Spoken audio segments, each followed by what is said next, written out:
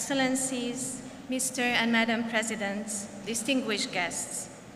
On behalf of the Hungarian Academy of Sciences, I warmly welcome you today to today's international conference organized as part of the Bicentennial celebrations of the Hungarian Academy of Sciences, marking 200 years of dedication to knowledge, discovery, and service to society. Let us begin the first part of our program that will focus on presenting the 200 years of the Hungarian Academy of Sciences. First and foremost, I would like to invite Professor Gábor Kecskeméti, Chair of the Presidium Committee for the Bicentennial celebrations, to deliver his welcome address.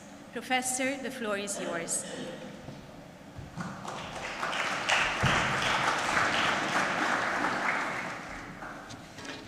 Dear Presidents and delegates of Academies of Science and of Scholarship, representatives of international scientific organizations, dear guests, ladies and gentlemen, I welcome you on behalf of the Hungarian Academy of Sciences.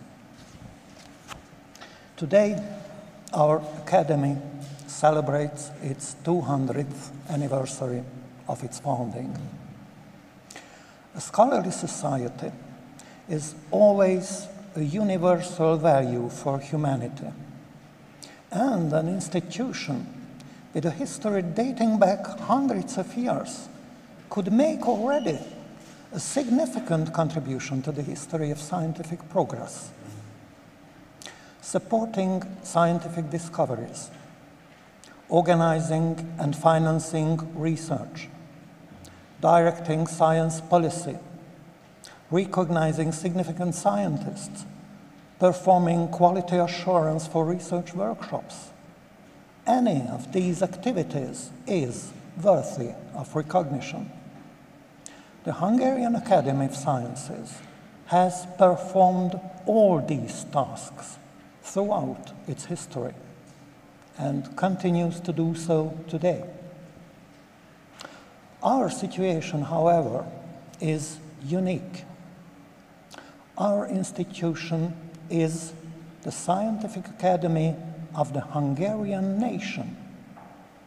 Unlike many other academies around the world, the Hungarian Academy of Sciences was not established by a royal charter, but through public fundraising by the will of Hungarian estates. The donations that laid the financial foundations of the society began in 1825 among the members of the Hungarian Diet of the estates, and then spread to a much wider circle. In the 1860s, all the greats of Hungarian society supported the construction of this building, our magnificent headquarters. The first half of the 19th century in Central Europe was a period of the formation of modern nations and national identities. The year the Academy was founded is traditionally regarded in Hungary as the beginning of a societal reform age, that is, the struggle for modern institutions of the state. A significant number of the scholars who shaped the political, legal, and economic framework of Hungary were members of the Academy. In addition to this, for many decades, Hungary had no other institutions that could undertake the exceptional task of shaping the cultural identity, historical consciousness, and literary, intellectual, and artistic traditions of the Hungarian nation. The Academy thus became the driving force behind the creation of a modern civic nation. To this day, the Academy has retained its special credibility and authority, which stems from this historical community of destiny and from its former guiding role in public policy. the modern Hungarian nation and the Hungarian Academy of Sciences share the same birthday and history. In its first decades, the Academy mostly promoted the Hungarian language movement and literature, the humanities, and jurisprudence. The cultivation of the natural sciences, which could engage in dialogue with international scientific life, and the creation of their institutional foundations became more prominent in the second half of the 19th century. And the Society for Language Cultivation became an institution that represented all fields of science in a balanced manner. The detailed rules governing the current operation of the Hungarian Academy of Sciences are laid down in the Academy Act, adopted in 1994. This measure placed the Academy on a public body basis.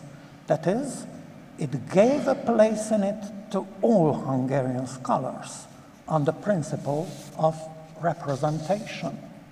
Since then, our bodies and committees have been organized with the widest possible involvement of professionals and ensure the self-government of all the scholarly fields.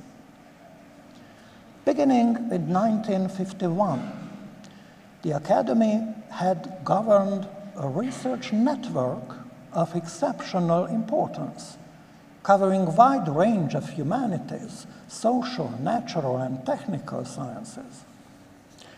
During the communist era, it was the only national institution representing the entire system of basic research, which, even in the most sensitive areas, succeeded in ensuring a certain degree of freedom for its research and relative independence from ideological requirements.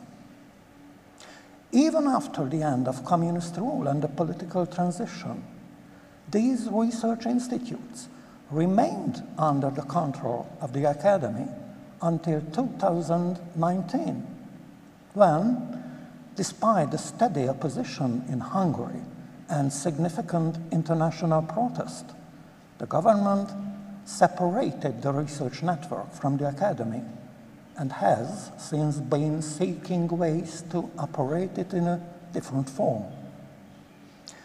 The Academy renewed its mission statement in the same year, 2019. It continues to participate in science management, operating tenders from its own and transferred resources to finance the publication of scientific books and journals, to maintain scientific societies, to organize international conferences and participate in conferences abroad, to promote the careers of female researchers.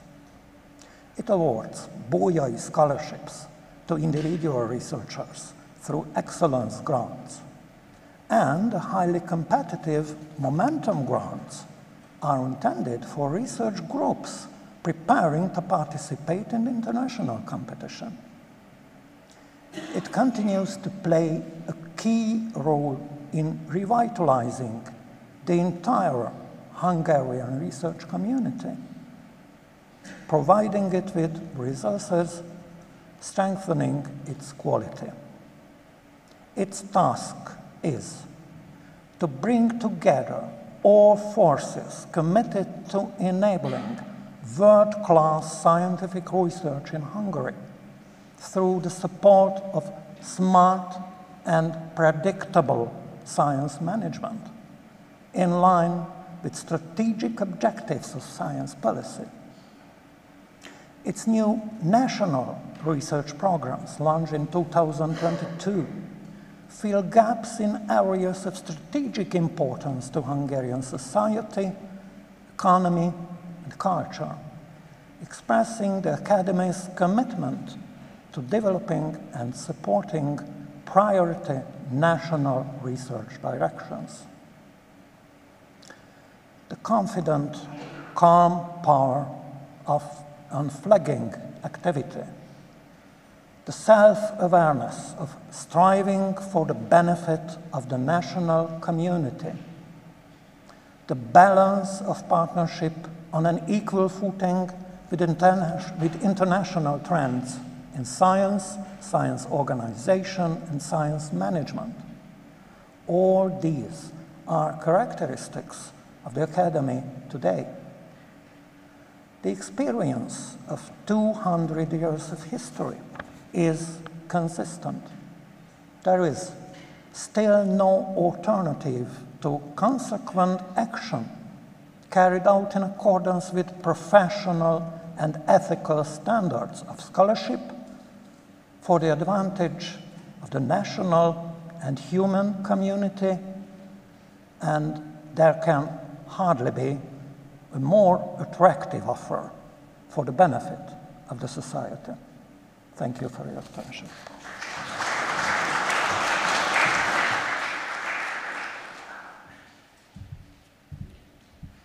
Professor Kecskeméti, thank you very much for your opening remarks.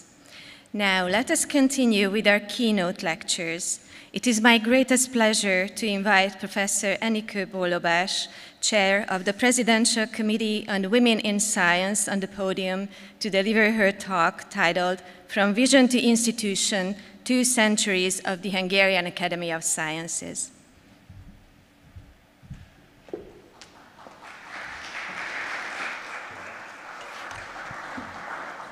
Thank you so much.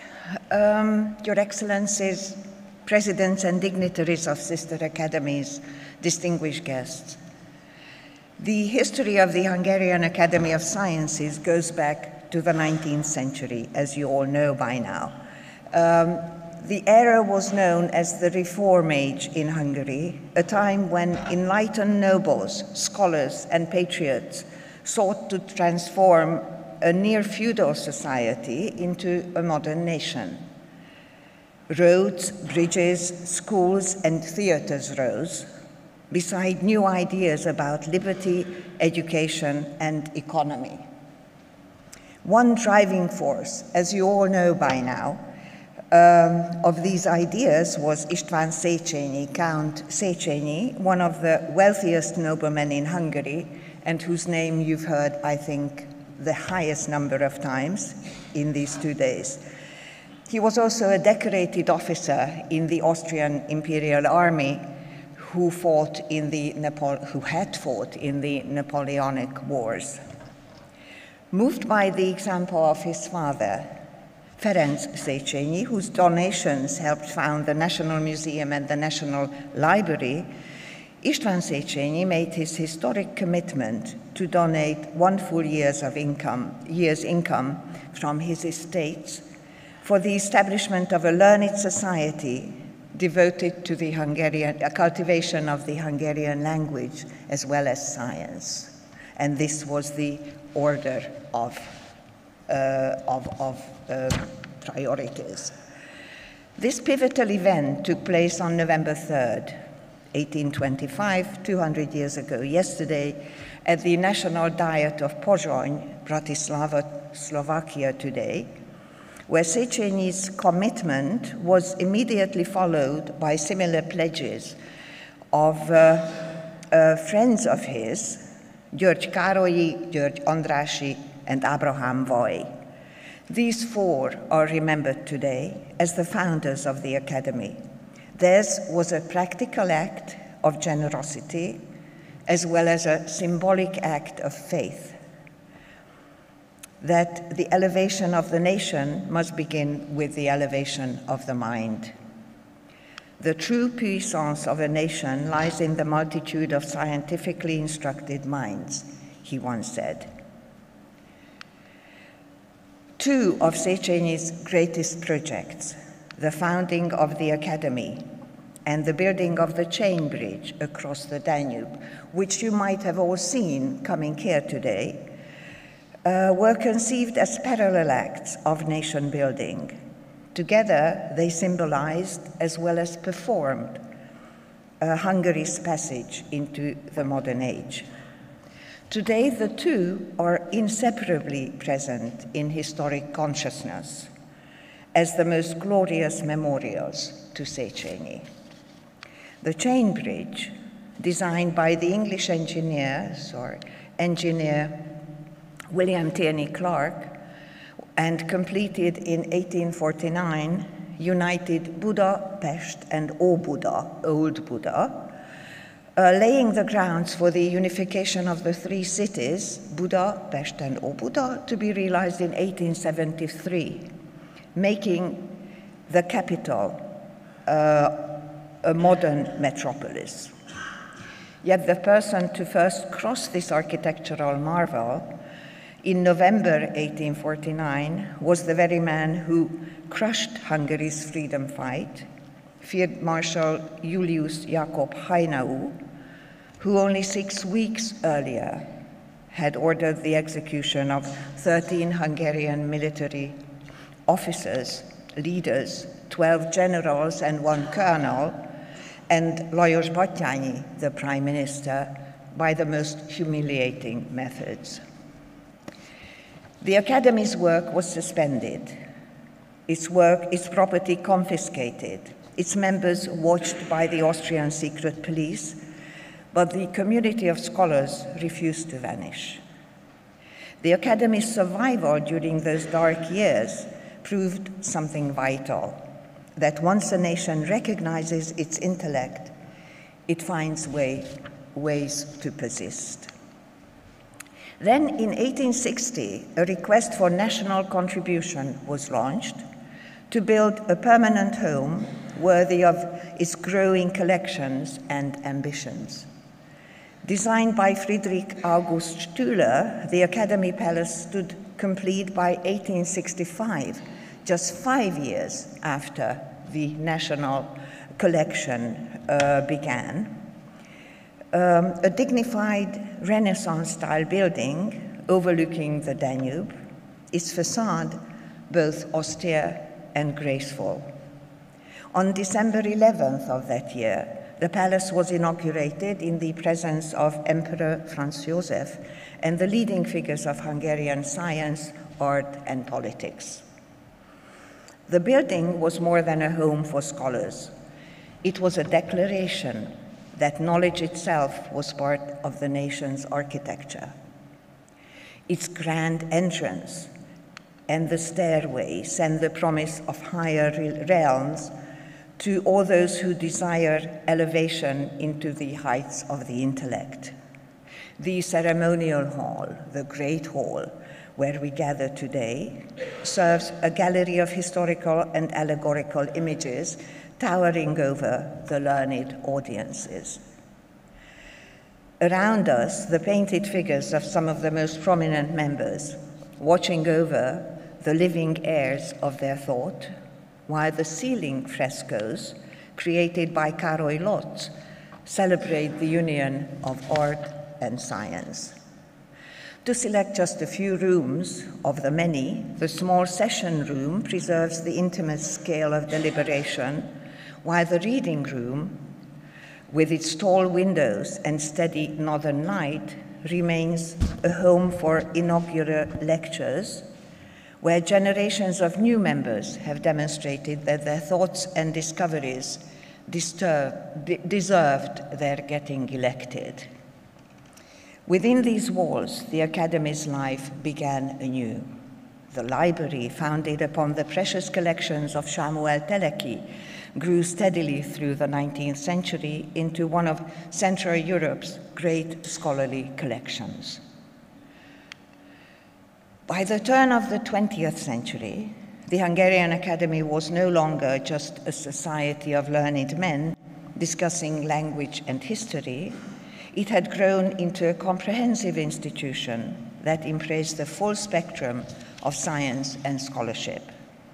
The turn of the century was filled with optimism and a sense of progress. Yet the outbreak of World War I shattered this confidence. The war's end brought not only the collapse of the Austro-Hungarian Empire and Hungary's loss of 2/3 of its territories, but also years of chaos. During the short-lived Hungarian Soviet Republic of 1919, the Academy was drawn into suspicion, its work halted, some of its members interrogated and arrested. During the mid-war years, the Academy drew strength from the life and thought of Albert Szent-Györgyi, who isolated vitamin C, winning the 1937 Nobel Prize for it, to become one of Hungary's most celebrated scientists. His words still resonate today. Research is to see what everybody else has seen and think what nobody has thought. He never lost his humor either, once quipping, "A vitamin is a substance which makes you ill, especially if you do not take it." On a more serious note, he reminded the world that the real scientist is ready to bear privation and, if need be, starvation, rather than let anyone dictate to him which direction his work must take. These words became a quiet creed of integrity during the dark decades following the communist takeover in 1948, when intellectual freedom was again constrained. Then in 1989, the great political transformation came. Hungary reclaimed its democracy and with it its sovereignty over research and the production of knowledge.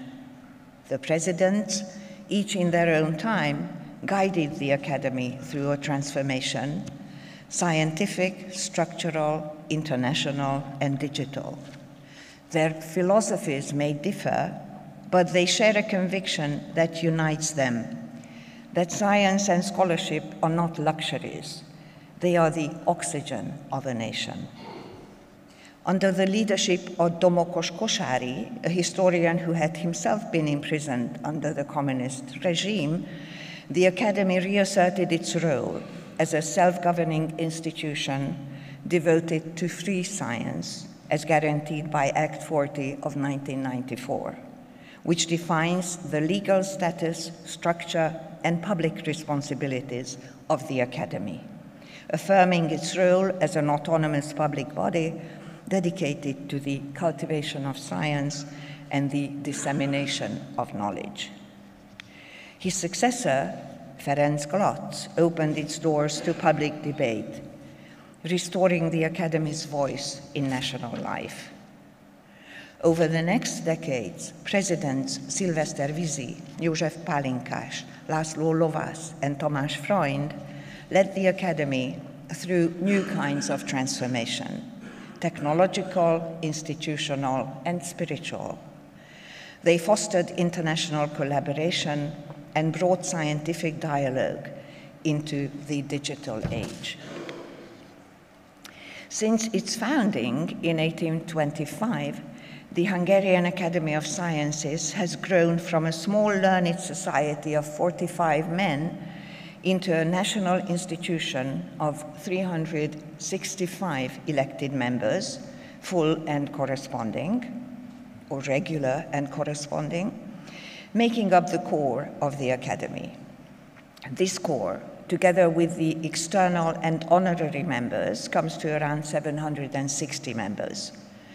In addition, we also have two affiliated bodies, the Széchenyi Academy of Literature and the Arts, whose concert we are going to hear later today, founded in 1992 with 88 members currently, while the Young Academy, established in 2019, is now reaching its full complement of 60 members. Today, the Academy's fellowship represents the highest recognition of scientific and scholarly excellence in Hungary, chosen through a rigorous independent election process. Just a few words about female membership. Women were long excluded from formal participation, yet many carried out very significant research, reaching remarkably crucial heights. Women scholars and scientists began to enter the academy only in the late 1940s. And although the first female members were elected more for their political loyalty to the ruling communists than their scholarly output, those who followed were increasingly invited for their accomplishments. Since then, the number of women has grown steadily through, though still modestly compared to men. Today, 37 women hold membership, which is still a little over 10%. Since its founding, as we heard in the lecture of Professor Kecskeméti, the Academy's scientific section, not the section, sorry, okay, so this is about the sections, multiplied with the expanding frontiers of knowledge. As one historian put it, knowledge branched like a river, seeking every field where it could bring life. Today, it encompasses 11 sections, from linguistics and literary scholarship all the way to physics. The research network. This is what we already heard from Professor Kecskeméti today. The research network of the Hungarian Academy was established after World War II to create a coherent institutional framework for Hungarian scientific research. For nearly 70 years, these institutes formed the living laboratory of the Academy, ensuring the unity of research, scholarly evaluation, and national service. In 2019, however, the network was transferred to a new body, the Eötvös Loránd Research Network, severing it from the Academy's direct supervision. While the Academy retained its role as the guardian of scientific values, its institutions were now overseen by a bureaucratic center renamed as the Hungarian Research Network in 2023. While science institutes are still part of this network, among them institutes of mathematics, physics, earth sciences, biology, experimental medicine, and agricultural sciences, the humanities and social science centers came to be attached to Eötvös Loránd University earlier this year, marking yet another stage in the separation of a network, once under the direct supervision of the Academy. You will see some such centers on the slide. For example, institutes of linguistics, literary studies, history, musicology, philosophy, sociology, economics, law, political science, and regional studies.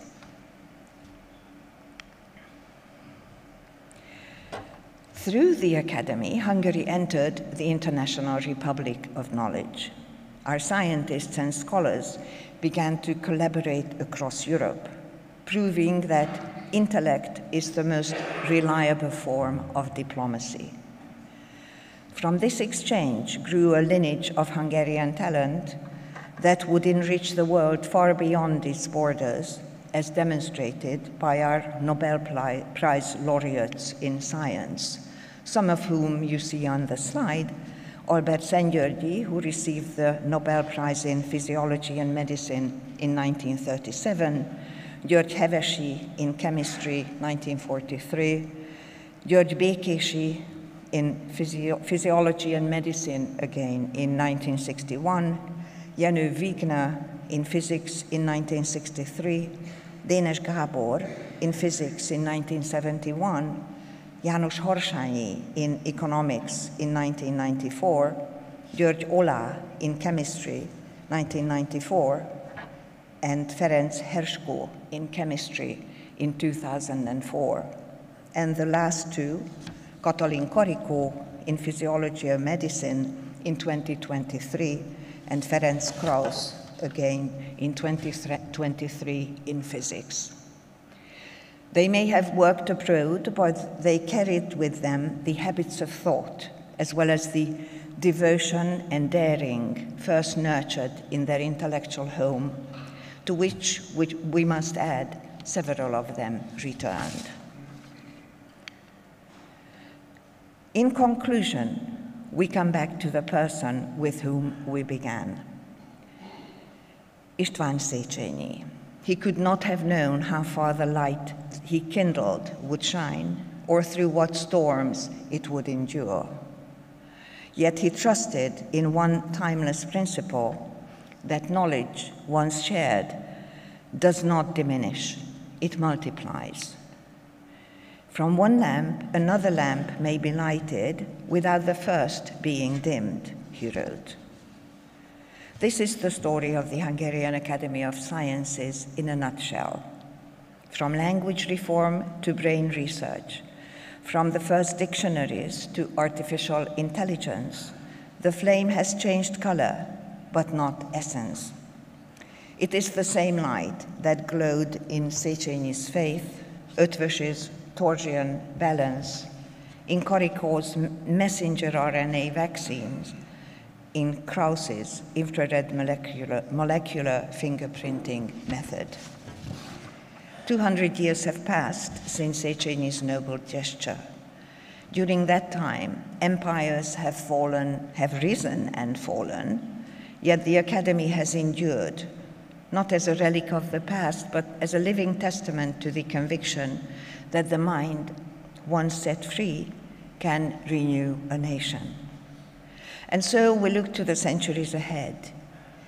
We may hold fast to the same faith that once moved Széchenyi to action. Let us not seek gold or dominion, but the wealth of the mind, which alone endures. Thank you for your attention.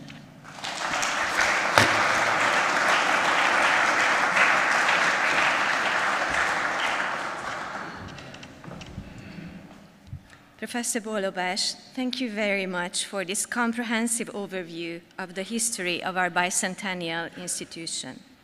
As our next speaker, please welcome Professor Tamás Freund, President of the Hungarian Academy of Sciences, who will share his thoughts on the renewed mission of the Hungarian Academy of Sciences.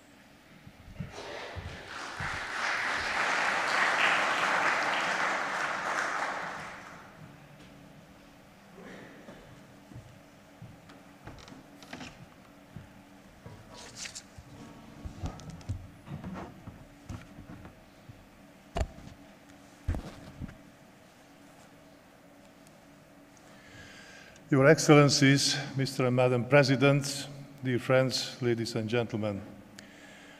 Let me thank you once again for taking the time to travel to Budapest to celebrate with us on this important occasion.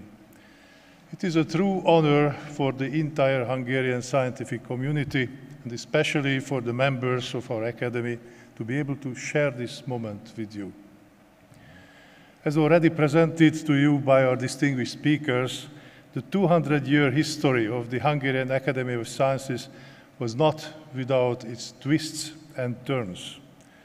Once initiated and built by the most forward-looking minds of our country, the Academy has been spared neither from the hardships of our history nor from the devastating or corrupting power of regimes seeking to impose the precedence of political ideology over the truth of science.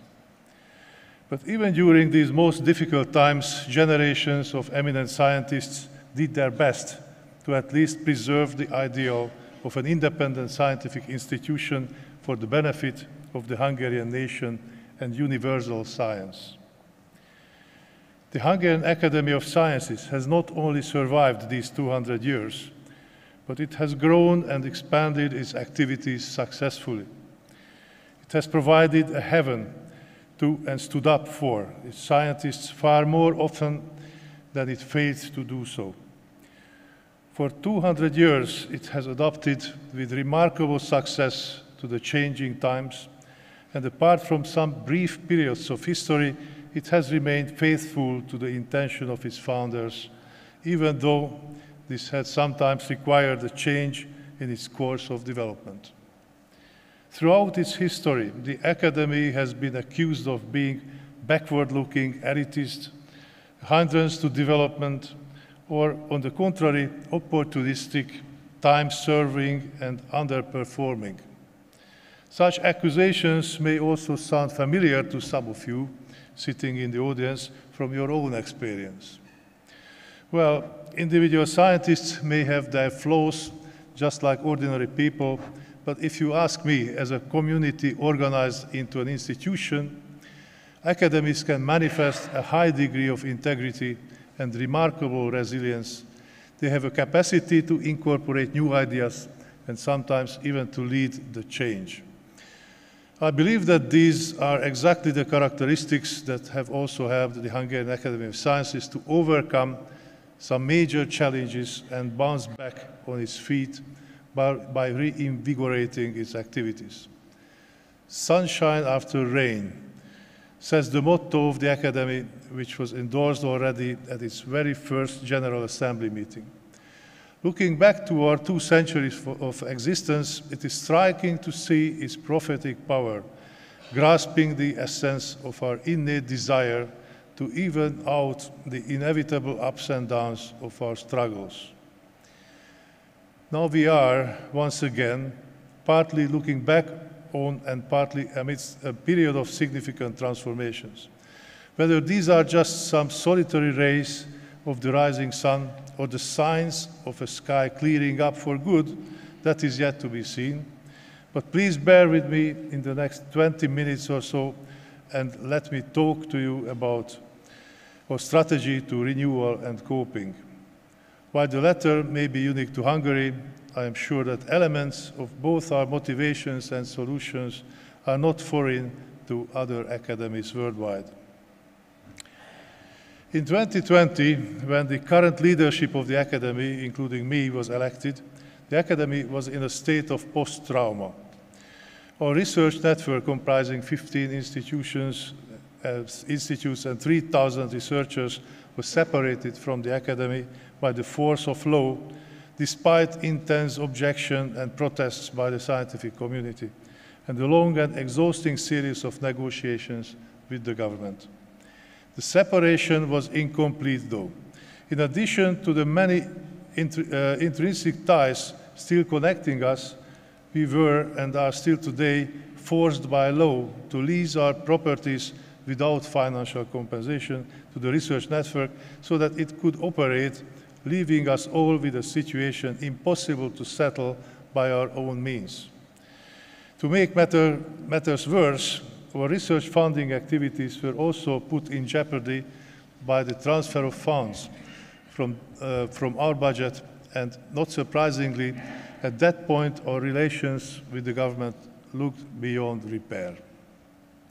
However, despite these painful losses in 2019, the Academy had managed to preserve its integrity.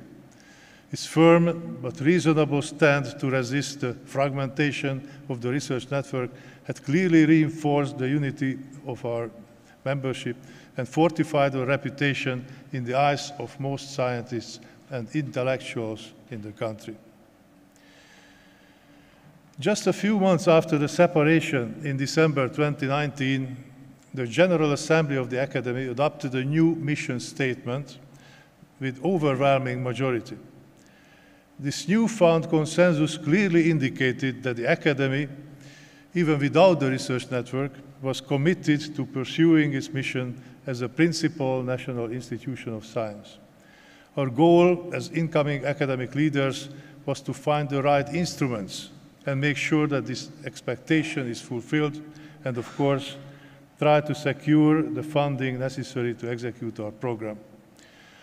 While in the case of our academy, the triggering cause to launch new initiatives on a larger scale was partly the shock caused by the loss of the research network. I must emphasize that the underlying motives were just as much rooted in the changing global environment for science. We are all aware of the decline of public trust, the rise of post-truth communication and populism, increasing global competition in science and technology, the extreme focus on the direct economic impacts of science and advance of AI and so on.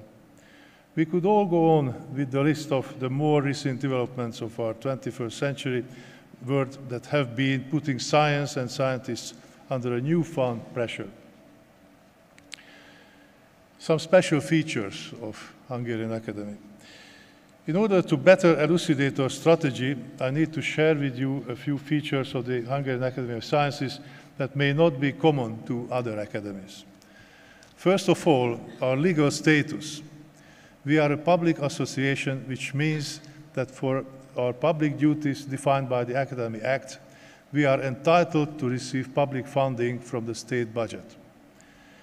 At the same time, owing to the fact that we are an association, our properties are in private ownership, and if we can collect additional revenues, we can use them at our will, just like any other non-profit organizations.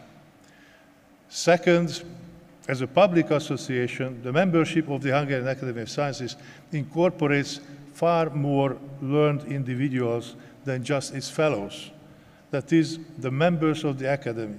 Actually, in Hungary, any scientist with a PhD degree is allowed to apply and become a member of the public association of the Academy. This means that we have over 19,000 members at present. 19,000 scientists who can, at least in theory, support our activities, be engaged in our programs, and participate in the work of our scientific committees. 200 of them, elected for a 3-year mandate, even have equal voting rights in our General Assembly. This large membership indeed ensures a very good representation of the entire Hungarian scientific community. And there is a special group of about 2,600 doctors of the Academy.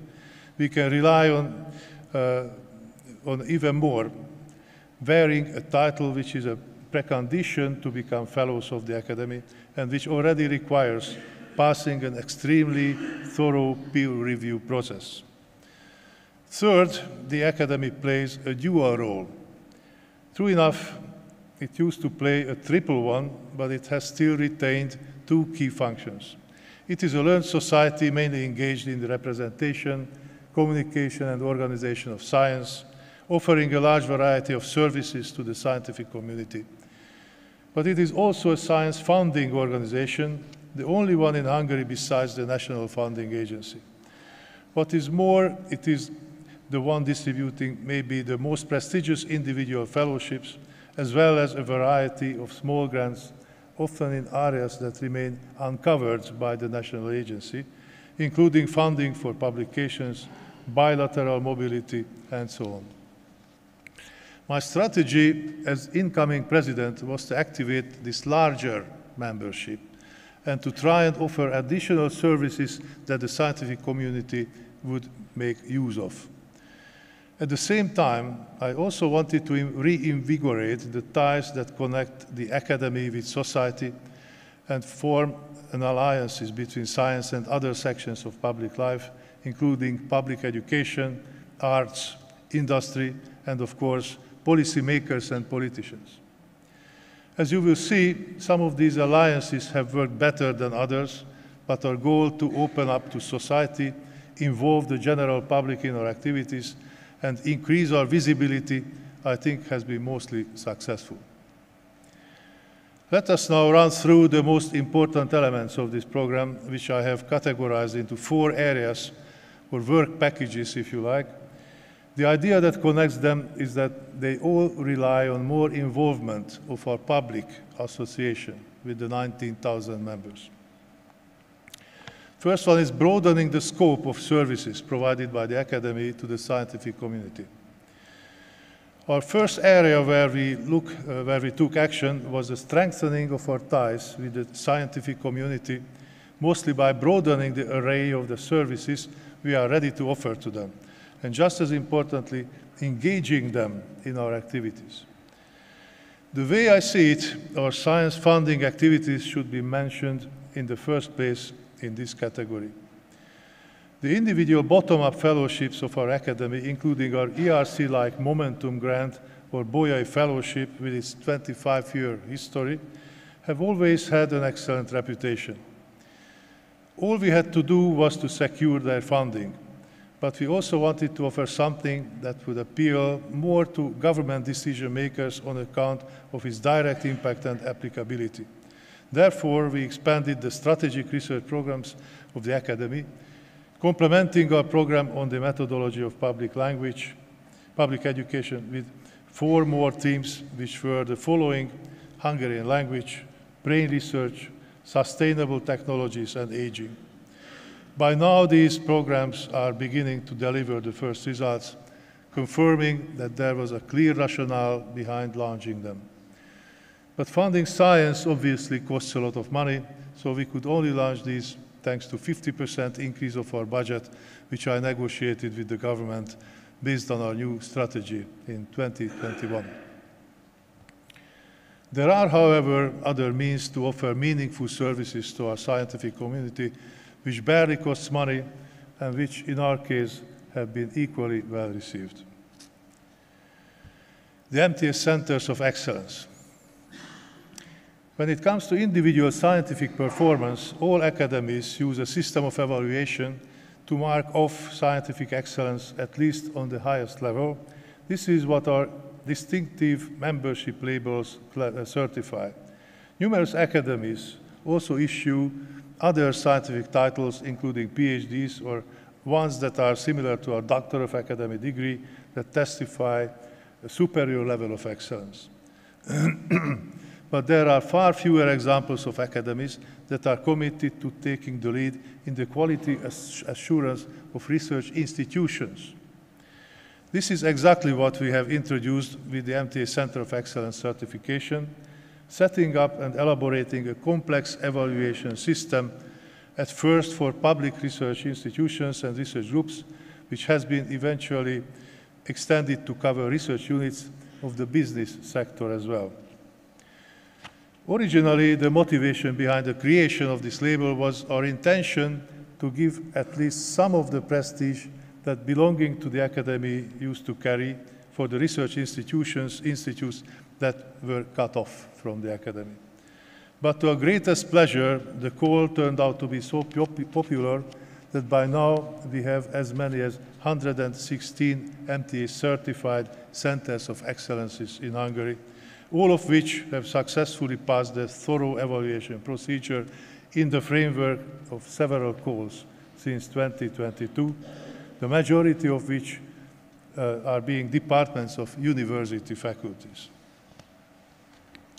Now, the Young Academy. Considering our aging membership, our engagement with the scientific community could not be complete without the network of early career researchers. For this reason, we were more than happy to embrace and financially support the Hungarian Young Academy, which became officially associated with MTA in 2021. Their involvement in the activities of our senior academy have also given additional momentum, with often fascinating ideas and relevant recommendations, and a fresh eye to help us update our internal ways of functioning. Researchers' survey. Of our many fruitful cooperations, one particularly worth mentioning. The Hungarian Young Academy issued a report on the situation of early career researchers in 2022, which also gave us academy leaders a lot of thinking about. In 2025, this report has led to the launch of the most comprehensive survey ever conducted in Hungary on the standing of Hungarian science, with the participation of almost 5,000 researchers. Prepared in close partnership with the Young Academy, this report, once released, will shed light on the views of Hungarian researchers regarding almost all sectors of the research system, their social and economic status, workload and attitudes, their expectations and most pressing problems, and other relevant issues. The findings of the survey will be published in 2 weeks. Please cross your fingers that the pleas of our researchers expressed in these results do not fall on deaf ears.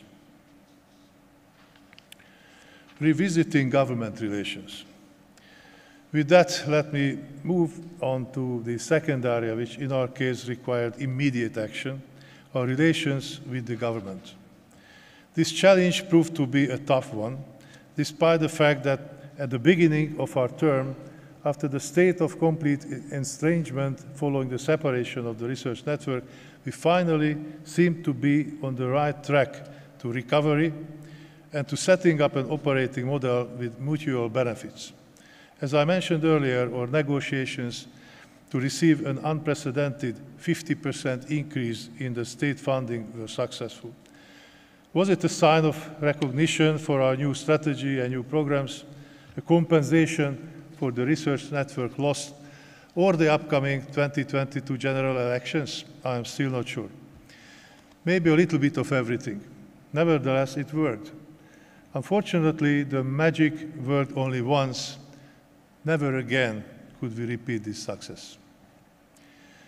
For quite some time now, the Academy has been criticized by the government for its reports and position statements, which in their opinion are sometimes not supportive of existing or planned government policies.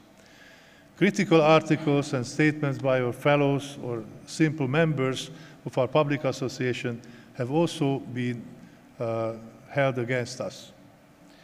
We could not and would not address these latter ones, since members of our Academy are free to publish and say whatever they like as individuals. But we have built new direct channels with individual ministers to allow for an exchange of evidence-based information before going to public with statements or reports. Although far from being perfect, these professional partnerships seem to work way more effectively than public statements in Hungary. After several years of closing and reopening negotiations about our properties used by the research institutes, we had every reason to hope that at the end of last year, we finally found a solution that would be acceptable for each of the three parties concerned, allowing us to close this matter. With a previously negotiated purchase offer from the government on the table, our General Assembly approved the plan to sell these properties at a fair price on two conditions. One, that the integrity of the network would be preserved, and two, that the Academy could use this considerable amount at its own will to fund its activities. Unfortunately, one of our members challenged the decision of the General Assembly at court, and before we could sign the agreement, the 4 social sciences and humanities research institutes were detached from the network and reassigned under the authority of the Loránd Eötvös University. As a result of this move, the agreement had to be cancelled. And as things stand now, I don't see any agreement coming around the corner. This will certainly be a task to be solved by our successors in the future. Opening up towards society. When it comes to strengthening the ties that connect the scientific community with society, I have always given priority to the creation of a science-friendly society above all else.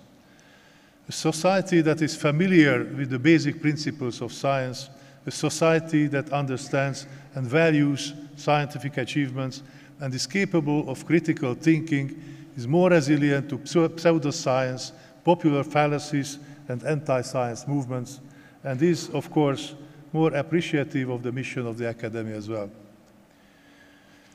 We had some excellent foundations to build upon, among them the Hungarian Science Festival, a series of scientific lectures and popularization events held in each November. In the last 5 years, the festival has become a 1-month-long string of almost 400 events. Coordinated by the Deputy Secretary General of the Academy, Professor Anna Erdei, and our communications department, it has moved from an in-person only event with a maximum of 4,000 visitors to around 200,000 views on YouTube and over 100,000 watch hours in a month. Beyond the excellent content coming from our scientists, this increase is in large part due to the much robust video content and stronger focus on popular science. The alumni program. I've always been convinced that involving secondary school students in our activities is of crucial importance. Teenagers are in their most receptive years when it comes to meeting scientific content and to win their hearts and minds for science. It was with this idea in mind that I announced the high school MTA alumni program, which offers an opportunity for schools to open their doors and invite scientists to talk about their research in ways that can complement school curricula and encourage students to trust in science and even to choose a career in science. Although that is not our main objective. Since its launch in 2021, 300 schools have joined the program, and as many as 1,700 members of our public association have volunteered to give lectures there. Within the framework of the alumni program, we also organize scientific competitions for teams of 3. The topic of the first edition was climate change, with 700 registered teams. We are now moving into the second round with a very different topic, the 19th century modernization in Hungary, the so-called Reform Age, which was actually kicked off in 1825 by the famous National Assembly and Count Széchenyi's generous offer that by now you must know by heart. Science and arts. Capitalizing on our heritage to cultivate not only science but also arts and culture, and driven by my personal conviction in the power of music, I dedicated to launch a series of social events in cooperation with the club of our academy to help restore our social relations after the pandemic. Now a tradition, the program of these events features a music concert in the ceremonial hall here, followed by an exhibition of contemporary art and a wine tasting and reception in our restaurant. This way we managed to please all our different senses with artistic experience. Invited guests are the members and supporters of our academy, along with prominent figures and intellectuals in Hungary. The science and art events have quickly gained popularity, and with life returning to our embellished palace after the renovation, by now we can hardly cope with the high number of requests and accommodate additional events. The renovation of the palace also allowed us to organize our extensive art collections and finally reopen the exhibition halls on the 3rd floor, which we will be glad to present to you later today. With a brand new exhibition opening tomorrow, these rooms will serve as a public museum in the future, attracting visitors from all over the country for guided visits. Even though we have just started to advertise this opportunity, it has raised such interest that we have already run out of time slots for 2025. Science-friendly cities. Finally, let me bring one more initiative to your attention that we have just launched, equally with a view to strengthening our connections with the fabric of Hungarian society, our movement of science-friendly cities.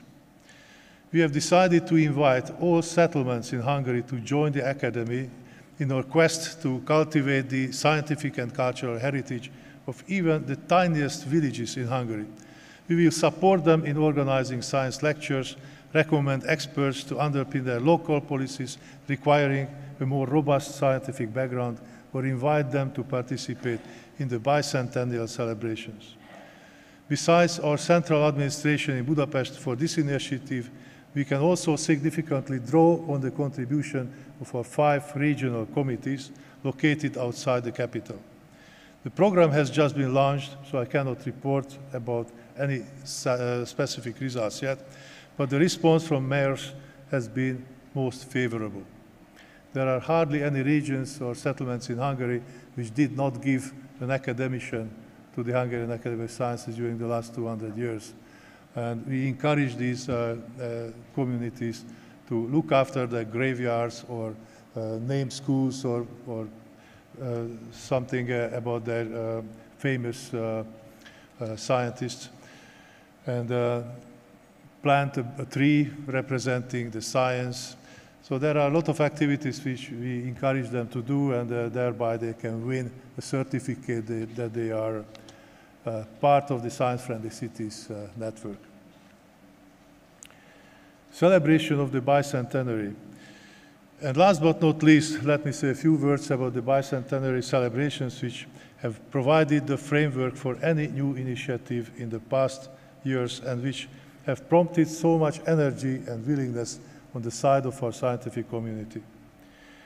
Its convening power has helped us realize even some of our most daring endeavors, while making sure that we do not anchor our celebrations to the glorious past of this institution, but can also adjust our focus on its future. Let me begin by highlighting the 2-year-long renovation of this magnificent palace that we are so proud of for more than one reason. Well, first of all, because after thorough preparation, we have been able to complete the restoration and meet the highest standards of the protection of cultural heritage, saving all original bits and pieces that were possible to salvage. This is a time-consuming procedure, and as you will see, it is not over yet. We are getting ready to pursue the reconstruction as soon as the celebrations will allow us. Another reason for our pride is that all of what was accomplished while the building was in use, and also that we used our own funds to pay for it, not a single penny from the government. Closing the building down completely could have likely prevented the launch of our new initiatives that I have just described. You will hear more about the palace and the renovation from experts during your stay here, so I will stop here, but let me say a few more words about the scope and the variety of the celebratory events. Our festive year started this May with our 199th General Assembly meeting in the reopened lecture halls of this building and an exhibition in the National Museum of Hungary on the history of Hungarian science and the academy. Moreover, 2025 was declared the Year of Hungarian Science by the Parliament in honor of the foundation of the Academy in 1825 and this library in 1826. By that time, however, over a dozen of books and publications were already in preparation in the last 200 years of Hungarian science. Beginning with May, our Paris has been significantly reserved for a month for each of our 11 scientific sections, our regional committees, external members, and the Hungarian Young Academy, our library, and so on, until December 2026. These month-long series of events are like a continuous science festival with a thematic focus for each month, and we make sure to attract lay audiences as well. You have already had a taste of the program of this November, featuring the concert organized in partnership with the National Philharmonic Orchestra. But tomorrow we are also opening our next exhibition and start the Jubilee edition of our yearly Science Festival. On this occasion, there will be coins released by the National Bank and stamps by the National Post, and our communication campaign is already in full swing all over the country to advertise these activities for the rest of the year. Finally, a few words about our international relations. Very importantly, our meeting today allows us to celebrate together with colleagues from all over the world and share and discuss our concerns regarding the future of academies. I did not mention it earlier in my talk, since I believe I don't need to emphasize our commitment to the promotion of international relations in science. I think our partnerships have been among our most important assets recently, with a fascinating array of bilateral relations, our membership and participation in European organizations, as well as the World Science Forum, which we are so proud to support in partnership with the most distinguished international organizations. Next year, it's going to be in Jakarta. To conclude, let me once again underline how highly I value these international connections and how much I cherish your presence in this room today. Thank you for being here. Thank you for your partnership. and thank you for listening to my talk today. It is my modest hope that some elements of our approach may also inspire new thoughts in you when planning your next steps in advancing science in your own country. Thank you.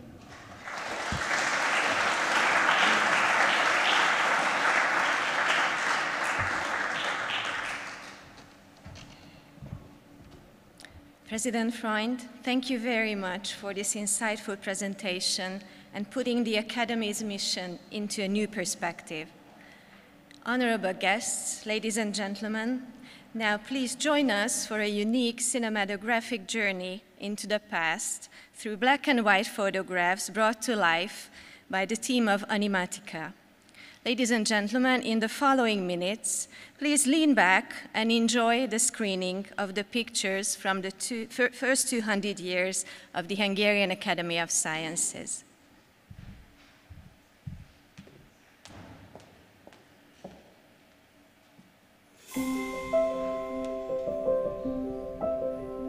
Ha valaki a 19. század elején lehajózott a Magyar Királyság fővárosából, Pozsonyból, a budai Gellért-hegyig, s letekintett onnan, a pesti oldalon egy nagyrészt németül beszélő, magyar nyelvű kulturális intézmények nélkül élő várost láthatott.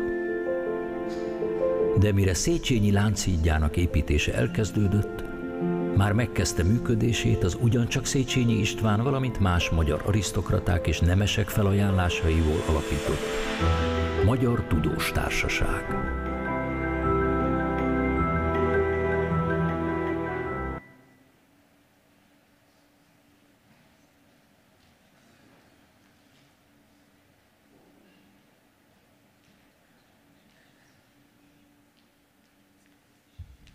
We are very sorry. We will continue with the musical piece and then come back with the English version of the film because this was in Hungarian, unfortunately.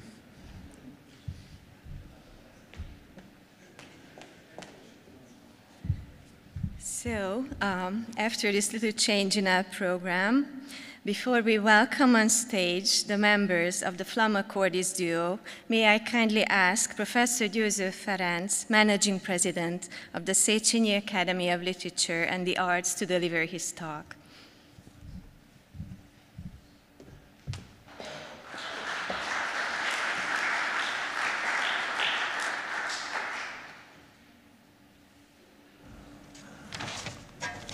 Dear President, dignitaries, ladies and gentlemen, this part of the program is a contribution of the Széchenyi Academy of Letters and Arts to the conference.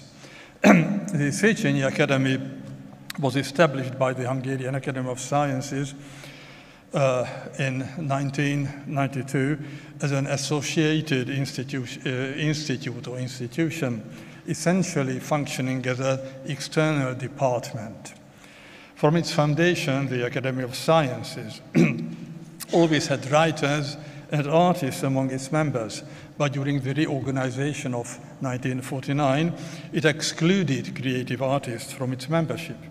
The founding of the Széchenyi Academy was an act of restitution. Our concert aims to emphasize the inseparable connection between art and science as two fundamental forms of human cognition. Béla Bartók was a member of the Academy of Sciences until his death in 1942. He was not only an outstanding composer and pianist, but also a supreme musicologist, and he had a study in the building where we are sitting now. Soon we shall hear excerpts from his series of 44 duets for two violins. The pieces are based on Hungarian folk songs and were composed primarily for pedagogical purposes, with an aim not so much to teaching instrumental technique, but providing the violinists with chamber music exercises. They will be performed by the Flamma Cordis violin duo, whose members are Kata Borsos and László G. Horváth. Both play for the Anima Musicae chamber orchestra, where László G. Horváth is a concertmaster. The orchestra was founded in 2010 by a group of talented young musicians, and since its foundation has won numerous awards and prizes at home and abroad. The orchestra considers its mission to educate young people in classical music. So today's performance, by evoking the spirit of the great composer Béla Bartók, is a statement for the unity of art and sciences. Thank you.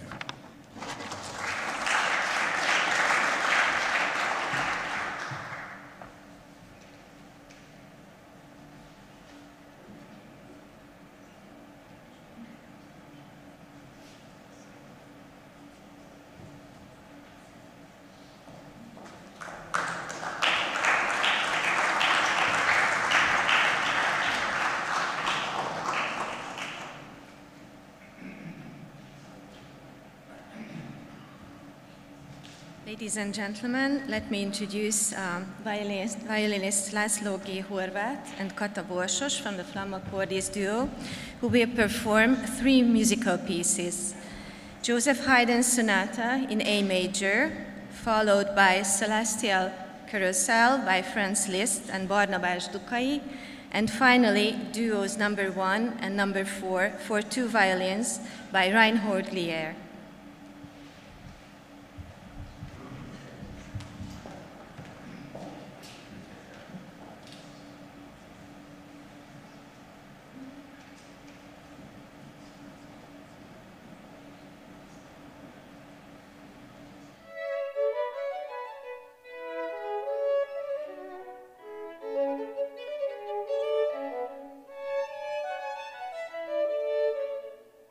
Thank you.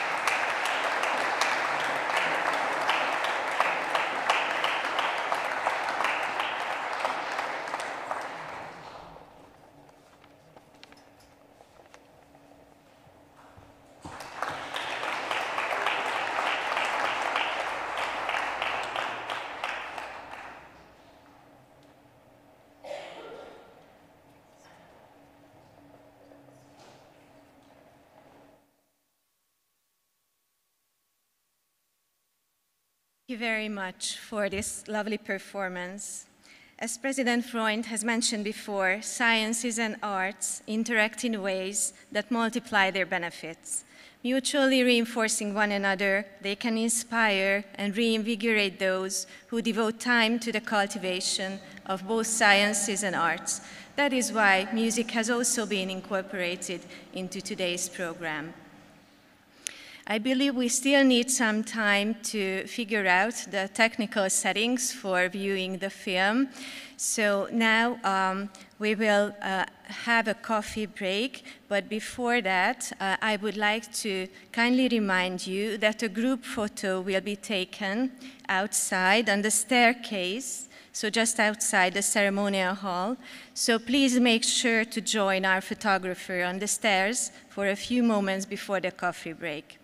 So after the group photo, we will have a short 20-minute coffee break downstairs in the Kodály and Vörös Marty rooms of the Academy Club restaurant. And we will resume our session at 10 to 11, I believe, with the screening of the film and also with keynote reflections and a panel discussion on the changing role of academies in the 21st centuries. Thank you for your attention.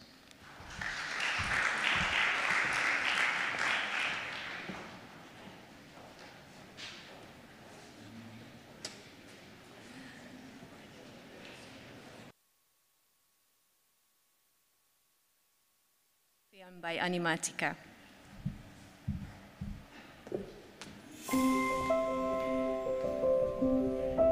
In the early 19th century, travelers arriving by boat in what is now Budapest and what was then one of the most important cities of the Kingdom of Hungary, a part of the Habsburg Empire, would have found a town on the Pest side with a majority of German-speaking residents with no Hungarian cultural institutions. By the time the construction of the emblematic chain bridge had begun, the Hungarian Learned Society was already active. The society had been founded in 1825 with donations by Count István Széchenyi and other aristocrats and members of the nobility.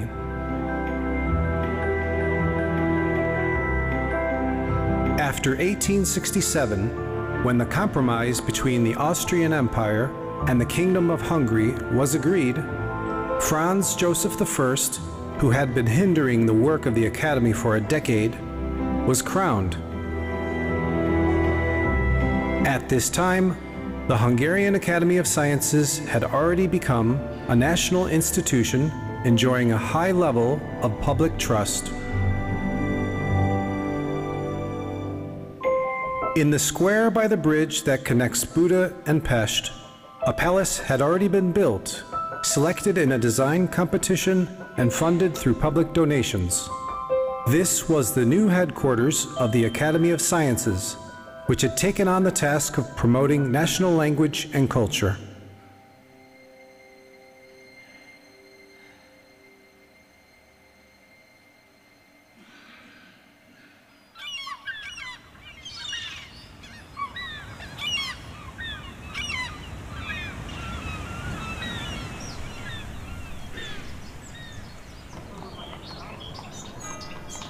At the venue of the coronation, in the middle of the square, there is a statue of Széchenyi, and a relief on the side of the building shows a scene depicting the foundation of the Learned Society.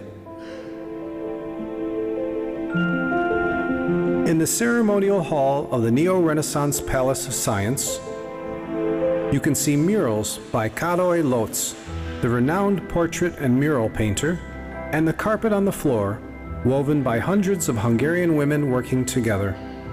The exceptional book collection, donated by the aristocratic Teleki family,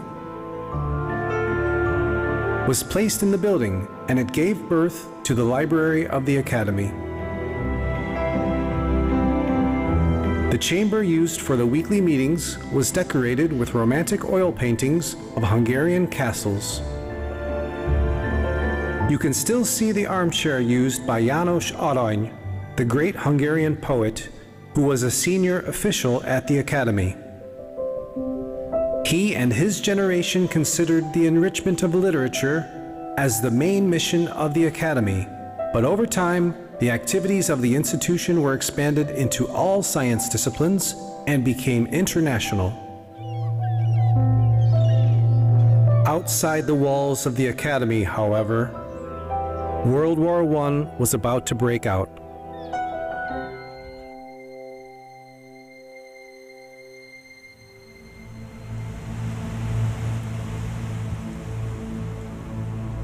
After World War I and during World War II, many scientists suffered persecution. Many were forced into labor service or taken to concentration camps. Some of them never returned.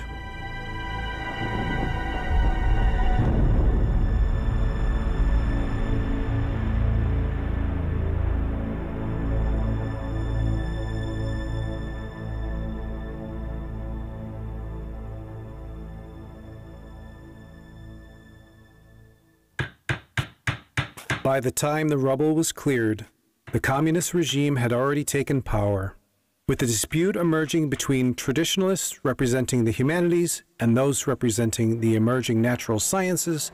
It was feared the Academy would split.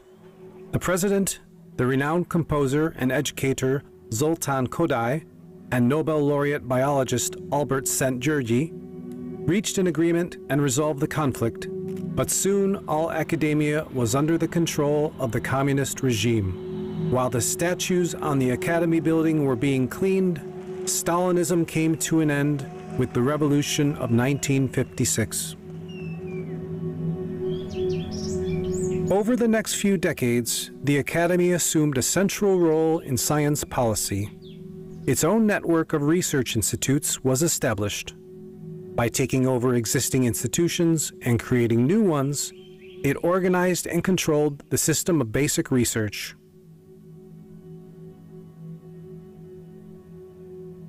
This brought about unprecedented opportunities for research.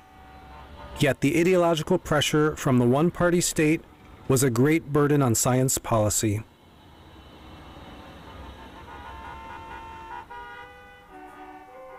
In 1990, free elections were held. József Antal was elected prime minister, and Domokos Kosary, a historian who had previously suffered persecution, became president of the Academy. With their efforts, a new era started at the Academy.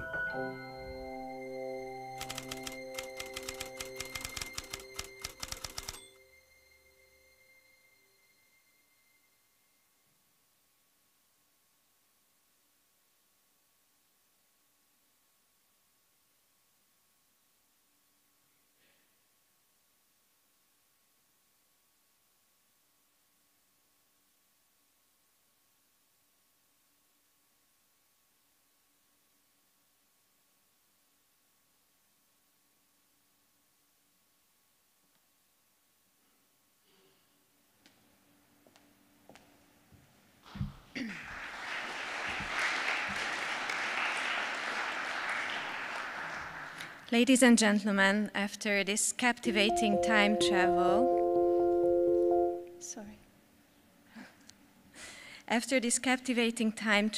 let us continue our program with exploring the second theme of today's conference, the changing role of academies in the 21st century. In the following 90 minutes, we will turn our attention to the future. That is how academies around the world are adapting to social transformation, scientific complexity, and the need to strengthen public trust. Before I give the floor to Professor László Kollár, Secretary General of the Hungarian Academy of Sciences, to open the session, let me extend a warm welcome to our distinguished speakers and panelists. Professor Radomír Pánek, President of the Czech Academy of Sciences.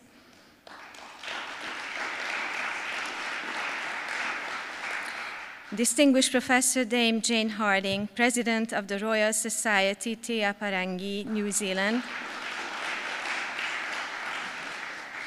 Professor Wim van Sarlos, President of the European Academy Science Advisory Council.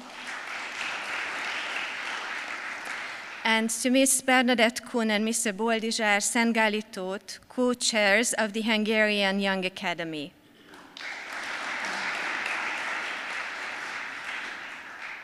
Mr. Secretary General, may I now ask you to deliver your introductory remarks.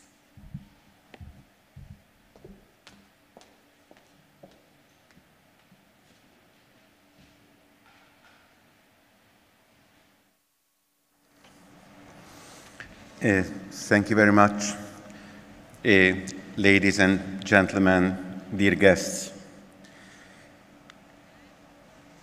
The major stakeholders in science can be grouped in three categories. These are research-performing organizations, such as universities, research institutes, research funding organizations. The most important are the research councils, and the third category is who is responsible for science policy, those organizations which are serving science. All the three are very important, and the academies may play a role in each of us. Today, although the first two are very important as well, and we have, as we heard from our president, we are participating in those as well, I will focus on the third one only. Before we do that, I would like to emphasize that to fulfill the role of an academy, the most important thing that we must have a very clear vision. We want to know where should we go, what are our expectations, and when we have that, we can build our organization accordingly, and we must find the proper funding to do our job. Now, I will focus on science policy in the following few slides. And let me start with the very last one.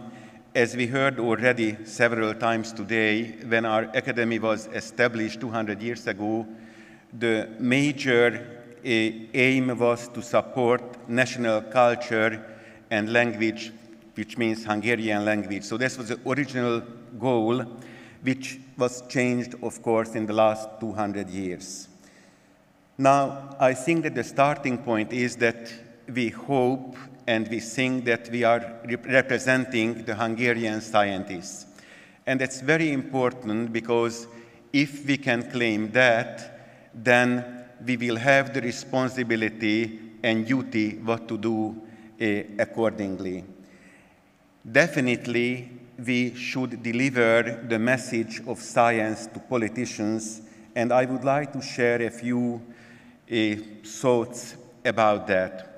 Why is it important? What can science offer to politics? First of all, knowledge, and it's very important that it's not the knowledge of an individual, it's the knowledge of the international science community. This is why a foresight of this community can be trustworthy, which is very, very important. And let me just quote a famous saying by Winston Churchill, who was the first prime minister who had a full-job scientific advisor. And Churchill used to say that he likes one-handed scientists.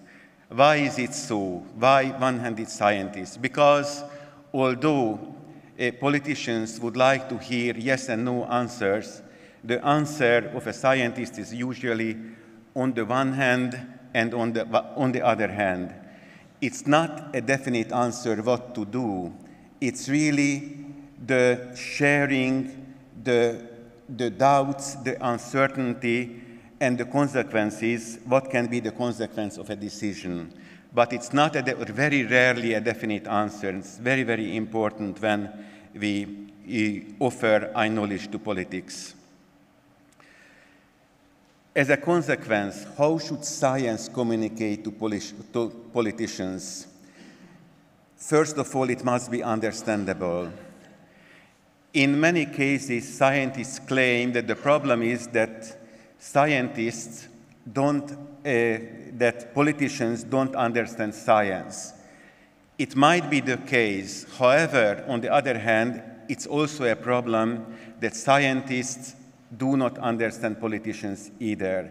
So this is why it's very important when we talk to politicians that we have to listen to them, not only talk, but to listen to them, and we must understand the limitations of political decisions, especially timing. Even if they agree to do something, probably they can't do it right away, so it's an important thing to think about that. Another important issue that scientists must stick to the facts. That's very, very, very, very important. So they must stick to the facts. There's a very famous case, I don't know whether you are aware of it, that there was an earthquake in Aquila in 2009, and after this earthquake in 2011, 6 seismologists were placed on trial for murder because on their statements prior to the earthquake. The people claimed that after the statements of the scientists, they moved back to their houses, and when the earthquake hit, then more than 300 people died. So it was a very serious case which calls our attention that it's very important that we must stick to the facts. We don't have to simplify our answers just because of clarity. It's more important that it must be factual. It's very important. And it's part of it to emphasize uncertainty, what we can claim an earthquake might hit, with a certain likelihood, but that's all what we can claim as scientists. How can scientists help society? It's very important to have an easy access to scientific results, and we have to find pseudoscience. It's very disturbing that if we are trying to check certain facts on the internet, in many cases, instead of the scientific results, we will find conspiracy theories or pseudoscience. It's not trivial to find the real scientific results. So it's very important and access all the time to the real scientific results.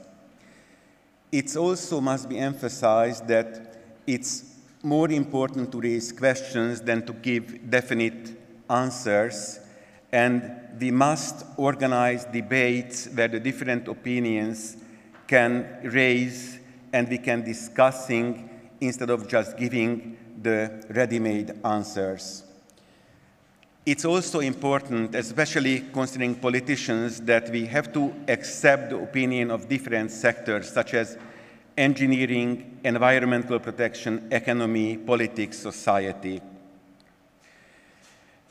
Our president already mentioned a couple of things what we already did in the last 10, 20 years, and so I can be quite fast in the next few slides. So we were working on scientific advice. We are trying to make direct connections to ministries.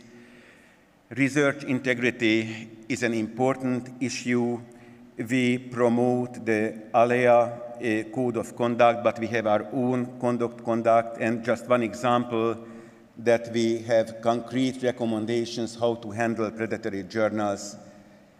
We have to safeguard academic freedom, and just two examples. We had a declaration on the Central European University when it was moved later, unfortunately, to Vienna, or we had a declaration on the new model of universities, where in this declaration, I think we raised very important issues. We are taking part in research assessment. Just recently, together with the Hungarian chapter, we organized a conference on the COARA, mission. Our president mentioned already science popularization and communication. We have the Science Festival every year, and we even moved to reach the secondary schools, which is a very, very successful program. And the last thing what I would like to emphasize is the foresight and vision. I just remind you that the Royal Society has Science 2040 foresight, which is very useful text. And as again it was mentioned already, we conducted a survey, and we asked more than 30,000 researchers, and more than 5,000 responded, which is a very high number, especially considering that to fill in the research questionnaire takes more than 40 minutes. So we obtained lots of responses. We asked about mental health, working condition, personal vision, and the results what we obtained, I think sometimes it's quite shocking, are very important. I have no time to go into the details.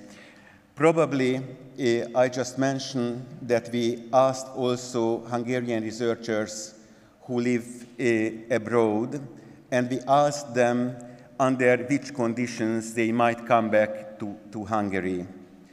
We also asked the participants about the role of the academy, and the one interesting part of the response that usually in a healthy environment what we expect to have an answer which is a bell shape, so like this. So the major answers are in the middle.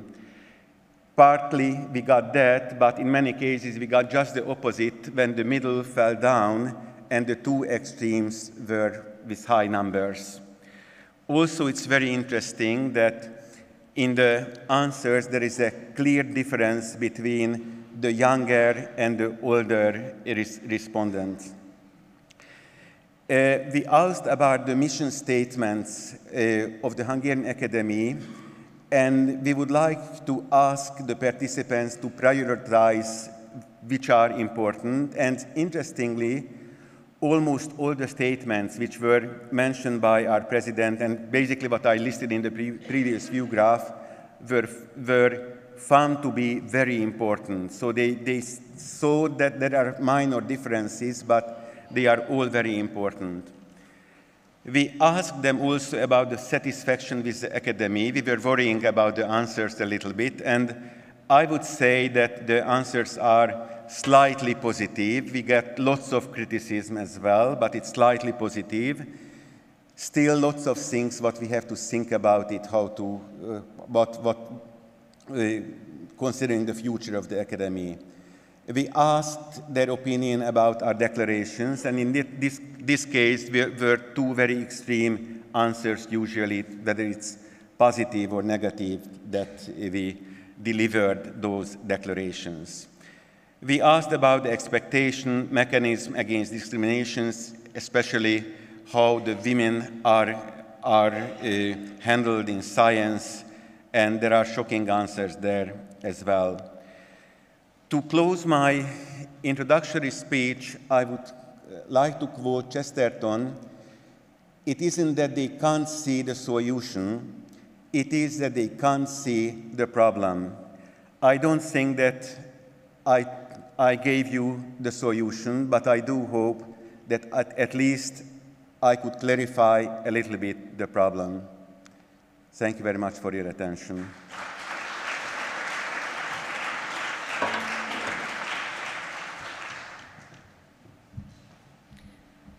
Thank you very much, Mr. Secretary General. We will now continue with brief keynote reflections from our panelists, who will share the vision and response of their academic institutions to the challenges of the 21st century. Professor Radomir Panek, the floor is yours.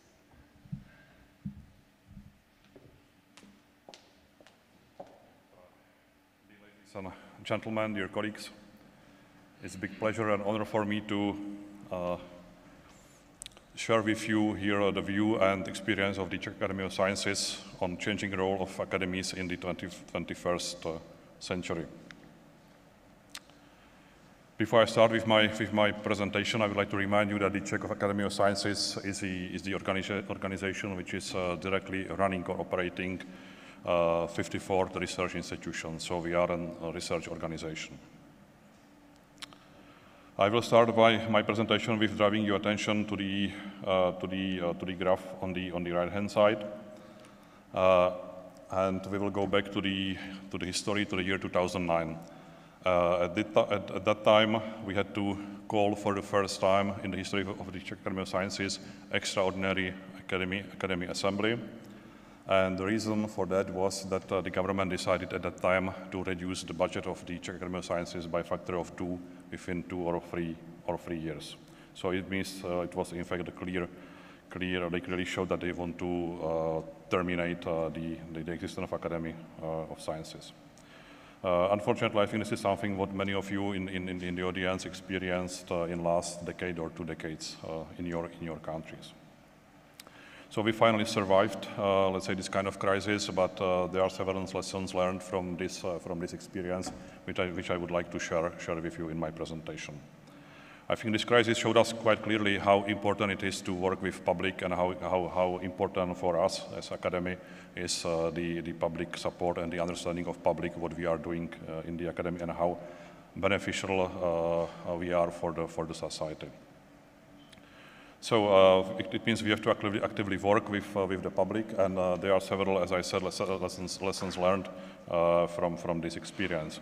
So as a reaction to this, we established a special program which is called Strategy AV21, and this is with the motto top research in the public interest. And in fact, we try to address within this program, let's say, key societal challenges which are well understandable by the society, by the public. And so we try to through the interdisciplinary research programs, to, let's say, enhance the interinstitutional cooperation between or among the institutes within the academy and among the teams. And it was a program which was very open also, let's say, for our partners from outside, for universities, business, public administration, and international research organization. So here I show you the present list of the programs. So we have 15 programs. We keep this number. We don't enlarge it too much. And you can see that we are addressing, let's say, the social grand challenges, like for example, sustainable food production, sustainable energy, then, for example, virology and antiviral therapy, space for humankind, AI, and similar. So topics which require very interdisciplinary approach. Now, after 10 years of existence of this program, I think we can say that this program was very well, let's say, accepted and understood by public, as well as by political representatives. And in addition, I think we can say that the consortia based on this, let's say, on these programs, because in each program we have 15, 20 institutes cooperating together. So these consortia then are very successful now, let's say, in applying for grant proposals, European, national, with success rate over 50 or 60%. The next, let's say, lessons learned from this crisis was that we have to intensively work on knowledge transfer and technology transfer. So we, in this sense, and to explain the, let's say, the public how beneficial we are for the society, for the economic growth through these activities. So we have a lot, let's say, of on what we can base, like the results of Professor Antonín Holý or Otto Wichterle and his soft lenses. So we decided to create central, let's say, transfer office in the Academy of Sciences. It took some time to grow it up to reasonable size, and now we are quite successful. During the last 2 years, we supported more than 40 transfer projects. We created 9 spin-offs. We signed tens of licensing agreements, and these activities, I would say, they are almost exponentially increasing now, let's say, within the Academy of Sciences. And let's say, last lessons learned from this kind of crisis in 2009 was that we have to be as close as possible to policy, let's say, makers and to decision makers. So we have, let's say, recently, or let's say a few months ago, we were very active in this sense also already in past, but now we, let's say, tries to approach it, let's say, in a more integrated way.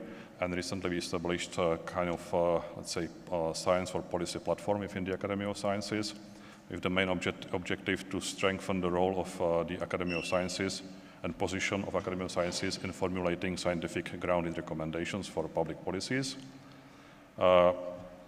especially via more effective integration of science and research with societal needs.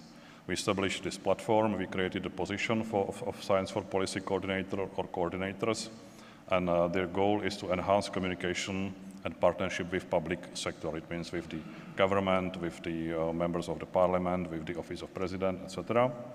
And they have quite flexible capacity and budget, which they can use, let's say, to take experts from different institutes of Academy of Sciences, from different research fields, and they are working on analysis and supporting materials like policy papers, consultation for European Commission, cooperation with the governmental analytical unit, etc., etc. So this is something what is, let's say, now being developed. And now on my last slide, I would like to speak briefly on something what might be forget when we focus mainly on, let's say, applied research, transfer, science for policy. I would like to say that technological progress, let's say, from AI to biotech, quantum technologies is transforming our society. But we quite often forget that technology itself is mostly a tool. So the real key and the real game changer lies one level higher. And the true progress is not just about applying the existing knowledge, but about continuing, let's say, and supporting basic research, which is essential also for innovation. And this is what we have to stress all the time also for the politicians. So we believe that this is a timeless mission of academies, so to be placed where the knowledge is born, that drives technology and deepens our understanding of humanity, society, and culture. Thank you for the attention.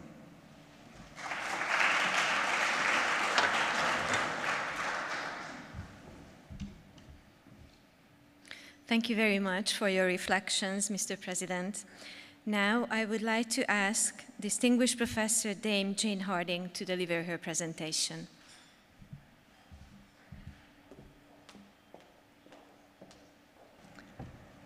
Distinguished colleagues and guests, thank you for inviting me to join this wonderful celebration of 2 centuries of science in Hungary with our international community of scholars.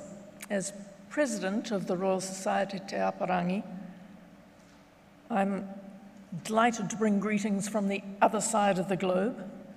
We are a single academy, like this one, with many disciplines working across the breadth of human inquiry, from science, technology, the humanities, the social sciences. As we gather to honor the past, we can only imagine what our predecessors might have thought of the changes of the last 200 years and the challenges we face today. Research, I hardly need to tell you, has become increasingly collaborative, interdisciplinary, global. Boundaries between disciplines have disappeared and new disciplines have appeared. We try hard to integrate different knowledge systems, and career pathways to researchers have multiplied but also fragmented and disappeared. In our world, and I think in this part of the world, from what I'm hearing, governments are deprioritizing investment in certain disciplines. In our case, the social sciences, the humanities, and environmental sciences. And alongside financial constraints, political interference, academies face loss of social license. We're expected to justify our existence and deliver tangible outcomes beyond higher education and traditional measures of academic performance. Multilateral organizations are also under threat as governments prioritize national interests over global cooperation. Misinformation is increasingly drowning out scientific consensus, and public trust in expertise has eroded, although the challenges we face, climate change, pandemic preparedness, biodiversity loss, really demand evidence-based solutions and global scientific cooperation. I'm privileged to present to you just a few of the challenges that we are responding to, not by retreating, but by redoubling our efforts. In New Zealand, the Royal Society Te Aparangi is an independent, not-for-profit organisation established by statute, so mandated to advance education, public understanding, and provide government advice on scientific matters, as well as support researchers and maintain standards. We are currently 158 years old, so nowhere near the stature of this organisation. But 2 years ago, we developed a strategy towards our 175th anniversary. That is a 20-year vision that our country should be guided and inspired by science and research. We aim to make a difference, not only for our members, but for all New Zealanders. We have intensified our focus on public engagement to grow trust in science and develop programs for teachers and for students that foster scientific literacy. We're convening expert panels to provide independent expert advice to government and public on complex issues of the day. We're supporting the new generations of scholars, particularly the mid-career scholars whose careers are navigating seismic shifts in the research landscape. We're partnering with Maori researchers, our Indigenous scholars, to include Indigenous knowledge systems in our academy. And to this end, we are strengthening our international collaborations. Later this month, we will host a Tri-Academy Summit led by Indigenous fellows and scholars from Australia and Canada, as well as New Zealand, to discuss opportunities and challenges for Indigenous research. As we celebrate the Hungarian Academy of Sciences' record of service to knowledge, we must also ensure that that proud tradition continues. Academies, we all know, cannot just be clubs for learned individuals. We are living, learning communities, joined by shared belief in the potential of knowledge, rigorous inquiry, evidence over ideology, open debate, peer review. Those principles have been painstakingly built over centuries. We must redouble our efforts to support researchers to deliver tangible results and communicate them effectively, but that doesn't mean abandoning the fundamental research. Ensuring trust, independence, and financial stability, we have already heard, is essential to investing in those activities, to be the critic and conscience of our global society. I thank the Hungarian Academy of Sciences for convening this group of leaders at a time of challenge for the world, and welcome the opportunity to strengthen the bonds of international collaboration, knowing the success will be vital to the survival of humanity and the planet we share. Together we can achieve the vision of a world that is guided by science and research. I'd like to close with a quote from one of our great Maori leaders, Sir James Henare, who said, "Kia tawhiti ke te haeranga I mai, kia kore e haere tonu. He nui rawa o mahi, kia kore e mahi tonu." You have come too far not to go further. You have come too much not to do more. Thank you for the opportunity to join you.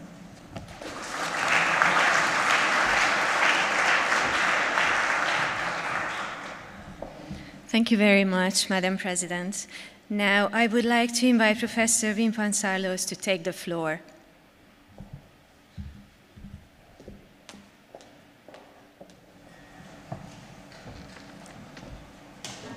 Thank you very much.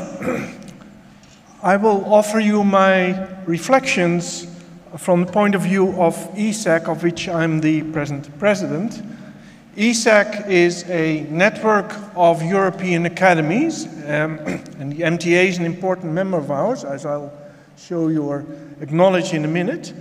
And we focus on giving science for policy advice in areas of climate, energy, environment, and public health. That's the main focus. And we do that by bringing the best experts and scientists from Europe together to focus on these themes and giving advice focused on Europe, of course also on the member states. Now, I would like to offer, first of all, my congratulations to the MTA here for this 200-year anniversary, and really thank also the MTA for being such an important member of ESAC. They've often hosted meetings here, and they are involved in many of our working groups. Actually, one of our co-chairs of the environmental panel is from Hungary, and we're very happy with that. They really are one of our leading members. Now, I just have 2 slides, and I wanted to take a slightly different stand here. I'm not representing a single academy, as you know, but I wanted to offer a few reflections from the point of view of, indeed, the networks of academies in Europe. And I think most of us here in this room will acknowledge that the landscape is complicated, the present landscape. We have several organizations. We'll have the meeting here this afternoon organized by ALIA, one of our partner organizations. I'm representing here ESAC, and there are others. And especially for newcomers and for politicians, that landscape is complicated. So if I look at the future, I think there is a need to try to make the network more accessible and transparent. And we really should not think from the past, but what our academies in Europe need in the future. So we need to reduce duplication where possible, avoid competition, and I'll acknowledge here that in the past these networks were sometimes a bit in competition. I think that's really, I'm talking there about the past. I'm very happy here that Pavel Rowinski, who is the president of ALIA, and I have already brainstormed several times about how we can collaborate better with ALIA and ESEC in the future, and we'll even have a committee think about the future of our organizations in the near future. Similarly, we're exploring also with FEAM, the Federation of Medical Academies, we're exploring from ESEC how we can increase the collaboration in the future and team up more. That, I think, also means that we have to have an openness to a redistribution of tasks, and I know that Pavel also is thinking in those lines, and that we rethink the landscape in order to make it stronger. If you listen to any of these the contributions we've just heard, or to what President Freund has been discussing in the morning, there are a lot of challenges for our academies in the future, and we have to team up in Europe to work on that better. Luckily, we can, I think, build on the collaboration within SAPEA, that's the Science Advice for Policy by European Academies. That's again, they're the networks of European academies work together to support the group of chief science advisors in Brussels. That starts to work better and better, and I think we should also build on those collaborations. Now, there's another reflection I would like to offer to you. I'm from the Netherlands, and I became active in ESEC in 2016, so about 9 years ago. And at that time, most of the activities, or ESEC was basically driven, I would say, by members of academies from Northwest Europe. And mostly from the larger, or the academies from the larger countries. Interestingly, now, 2025, there's a shift. We have many academies from smaller countries that are extremely active within ESEC. Just to give you an idea, I always thought of the Netherlands as being a small country. As you know, certainly in size it's small, but also the number of inhabitants. If I now look within ESEC, in the board, or among the co-chairs of our steering panels, I'm the representative of the largest country within ESEC. Because many of the countries, I mentioned the MTA, but also the Academy of Finland, we have basically from many smaller countries, we have active members. And why is that? I think partly you've seen the focus of our themes, and I think especially the smaller countries know that in order to be effective in Europe and to work on challenges like environment and climate and public health, you have to team up with the other academies. Of course, the academies in the larger countries, they have more mass, they have more members, they can do things by themselves more easily, but I think that to me explains the shift. And just to give you an example, I'm very happy that in the last 3-4 years, the Academy of Lisbon, which is basically the Portuguese academy, has become extremely active within ESEC. They now have members participating in all our programs, and we are now having elections for new vice presidents, and they actually nominated someone for vice president of ESEC. And they told me, through ESEC, through such network organizations, we can do much more than we could do just by ourselves. And they use our work also to actually address these topics within Portugal. So, a policy of pursuing diversity along all axes, not only just geographic diversity, but also in terms of gender and age, etc. It does work, but you have to work on it. Another reflection, I think the shift that we are seeing within our organization to all these active members, I'll mention another one, Cyprus, very small country, is extremely active within us, and they want to team up with ESEC.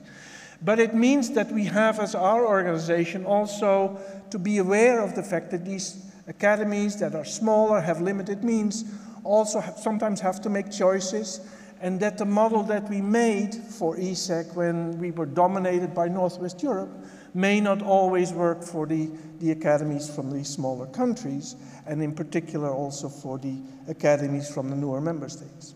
So we are rethinking our way of working. We are, in a way, becoming more diverse ourselves because of this inclusion. If I look at the future, I think one of the things that we're not doing sufficiently these days as ESAC is to include the academies from the Balkan areas, and we're thinking about what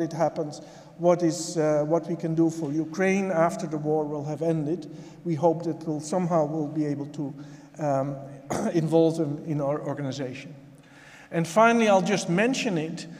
We do see that the members of the younger academies, the inclusion of younger scientists in our working groups, etc., does add to the diversity, and it strengthens our programs. But sometimes it still remains a bit difficult because our member academies are the traditional academies, say, and they sometimes are struggling with how a member of a young academy should be representing an older or a traditional academy within ESAC. So they were also still debating that. Let me leave it at that and leave these issues open for discussion later. Thank you very much.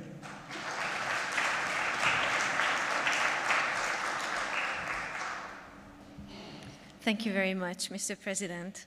Last but not least, please welcome Ms. Bernadette Kun on behalf of the Hungarian Young Academy.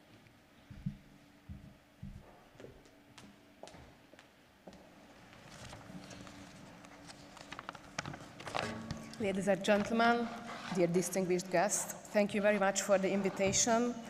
It's a great pleasure and honor to be here today to talk about the Hungarian Young Academy and to celebrate the anniversary of the Hungarian Academy of Sciences. The Hungarian Young Academy, the Hungarian Young Academy, founded in 2019, is a grassroots scholarly society operating in line with the public duties of the Hungarian Academy of Sciences. Our mission is simple yet powerful. We would like to represent and give voice to young researchers in Hungary. Our academy consists of 60 members, each elected for a 5-year term. Members are typically under 40 years of age or under 45 in cases of child rearing or other variable work absences. They must also be within 12 years after obtaining their PhD and members of the public body of the Hungarian Academy of Sciences. Every year, 12 new members are elected and 12 members become alumni, ensuring a healthy balance between continuity and renewal. The selection of the members based on both academic excellence and the motivations toward doing more for young researchers in Hungary. And we try to emphasize a balance across scientific disciplines, genders, and geographical regions as well. Currently, the members of the Hungarian Young Academy are from 11 universities and 14 research institutes. There is an executive board of the Hungarian Young Academy, which is also elected by the members. There are 2 co-chairs elected for 2 years and 5 elected board members who are elected for 1 year. The core goals of the Hungarian Young Academy are to represent the community of Hungarian early career researchers in Hungary and abroad, to mitigate inequalities in scientific career paths, to facilitate the professional development of young researchers, to stimulate and sustain interest in scientific careers, and to strengthen connection between researchers and society.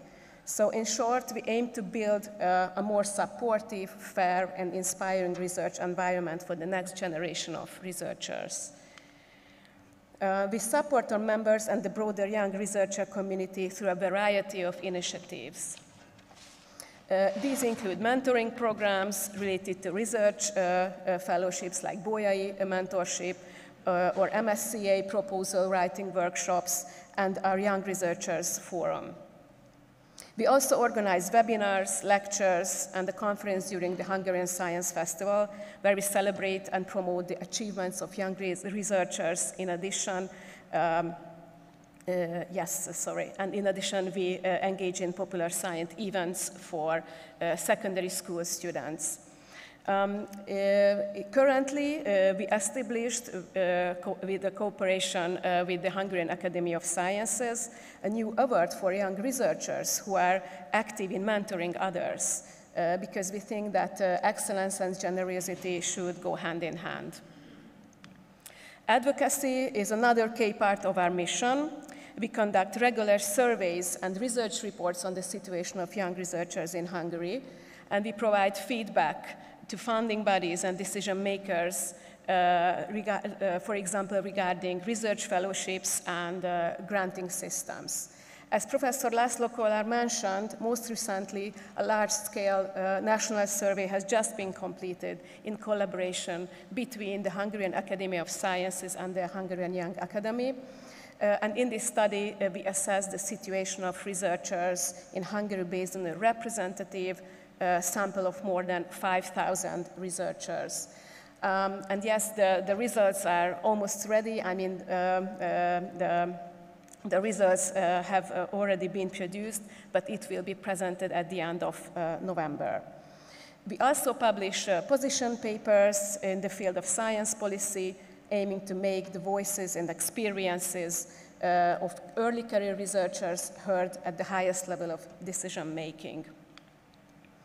We believe that international cooperation is essential, so through our collaboration with other young academies and European networks, we strive to share best practices, exchange experiences, and build bridges between young researchers worldwide. In sum, our vision for the future is a scientific and educational ecosystem that provides equal opportunities for all young researchers, regardless of discipline, gender, and background. Thank you very much for your attention, and we would like to warmly invite you to connect with us to learn more about our work and join to our efforts for having a more healthy and successful young researcher community. Thank you very much.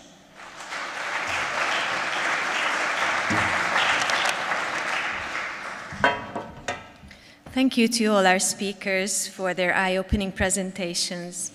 We will now move on to our panel discussion, moderated by Secretary General László Kollár, and I would like to ask our panelists to take their seats on the podium.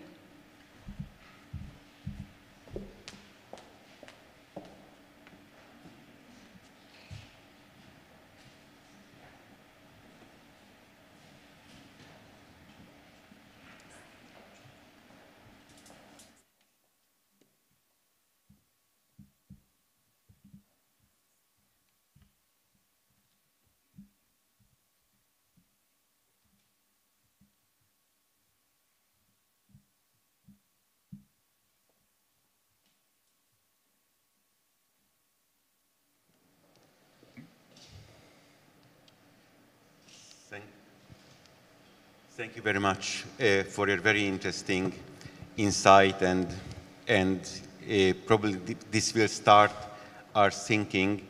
We have about half an hour discussion here, and after that I will open the questions for the floor.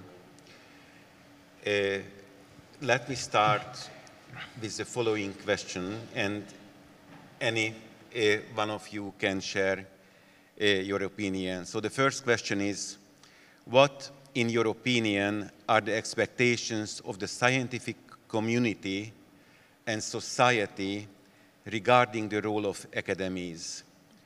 What would you say is the most important change that you experience? Any response?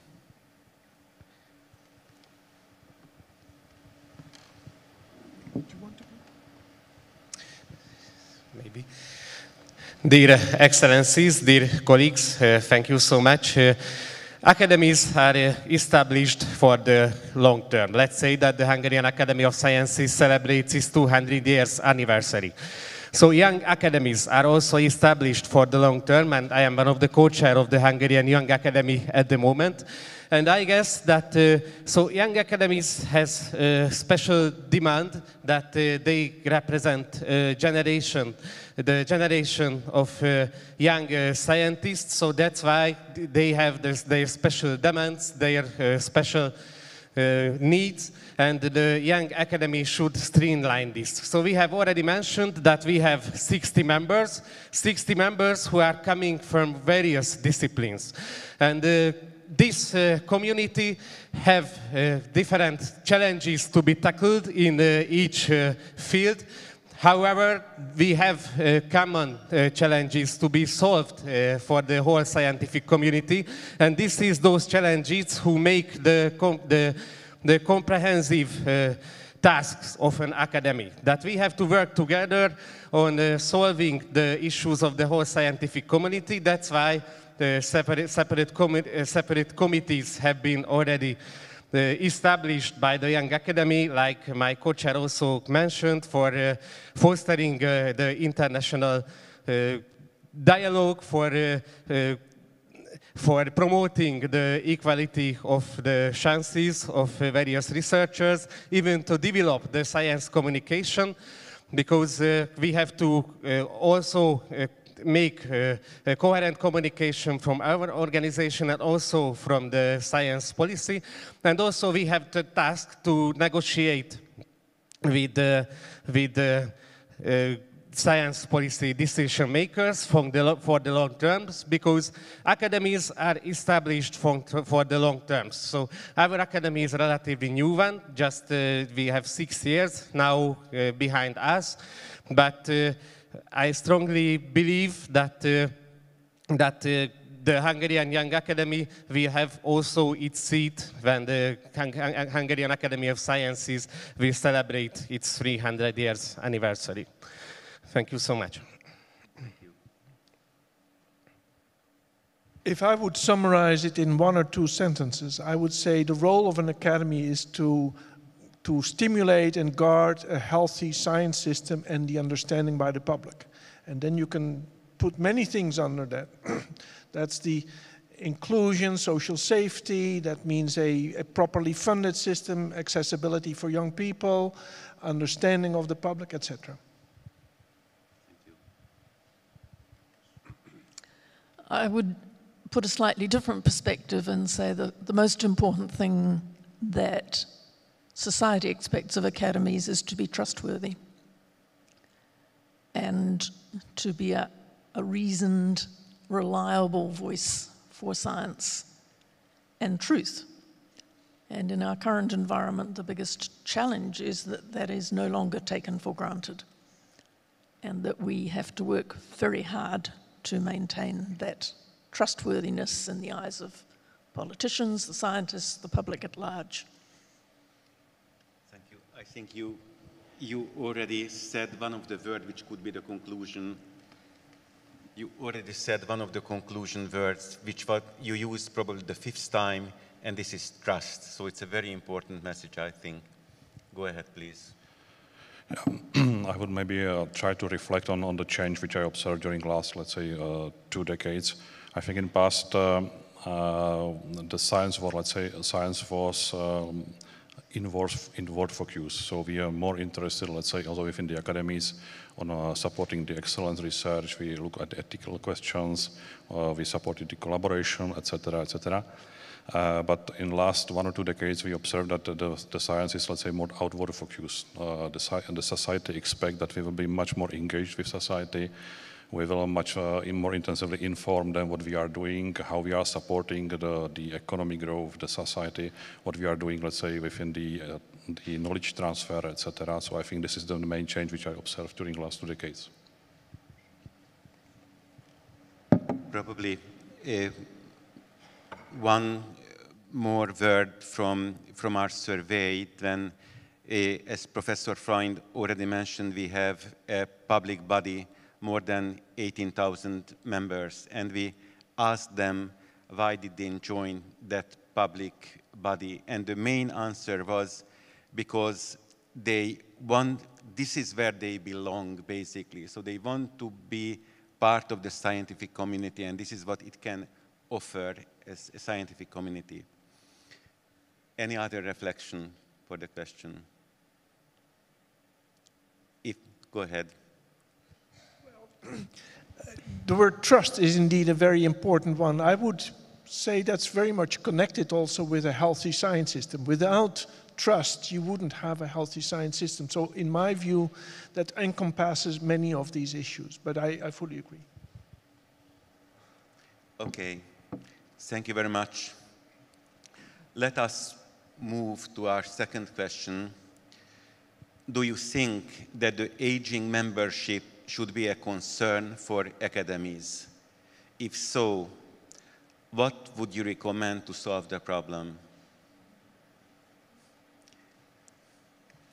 Boldijar, do you want to comment on it? You don't have a problem with aging in the Young Academy? Yeah, of course. Like a Young Academy, we have always a special approach to that. But I think Young Academies, which have been established in several countries, so they provide one of the potential solutions to that issue, that the new generations who are coming, they could be slowly, step by step, to be involved in the work of the academy. They could collaborate in several ways with the larger academies, and then on the longer terms, the members of young academies could be the potential members of academies of sciences. So in my sense, this could be one potential solution, because the whole structure of the scientific life is changing, and the consequence is that more and more young researchers would enter into the field, because people obtain their PhD much more earlier than in comparison with 10, 20 years ago. So more young researchers would be in a relatively higher position in a relatively young age.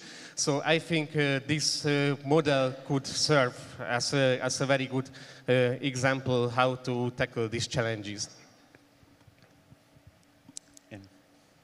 There are several challenges to that, but apart from the different membership groups, including the young academies, we have tried to focus on addressing the age structure of the fellowship, that is the elected members or elected fellows of the organization. And although we have an older age structure, it is not aging. And the reason for that is that we have had a very active focus in the election process of saying the fellowship is not about the reward for a wonderful lifetime of academic activity.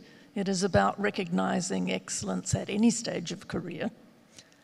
And if the panel, and I have challenged the panel many times on this, if the panel is saying, well, I don't think they're quite there yet, then my question is always, what else do they need to do?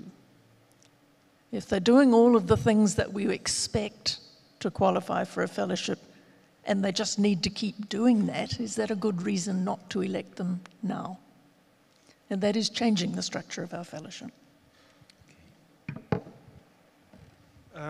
From the perspective of the Dutch Academy, we have our young academies 20 years old or even more, and we have seen that because there is a young academy, the age at which members of the regular academy are elected has been going down.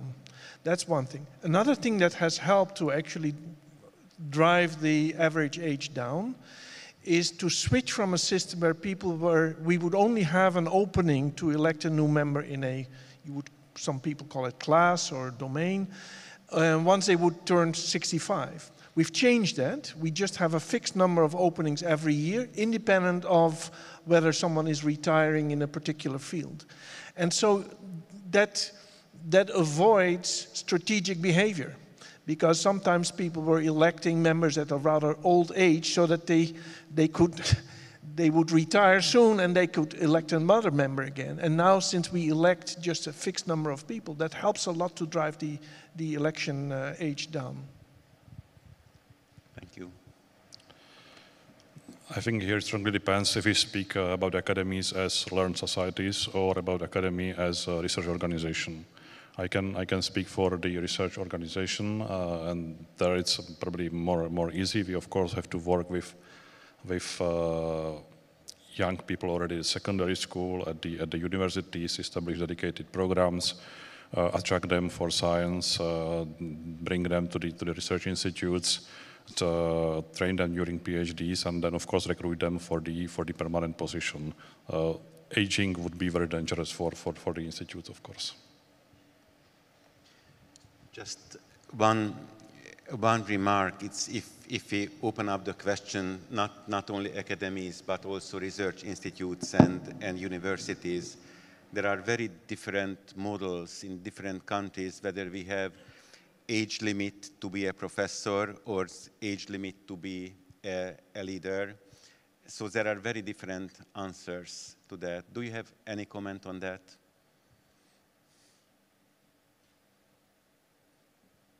You're looking at me. I'm coming from a country where there is no age limit to become a professor, so that helps a lot, I would say. Okay. We have no limits as well, so it's difficult.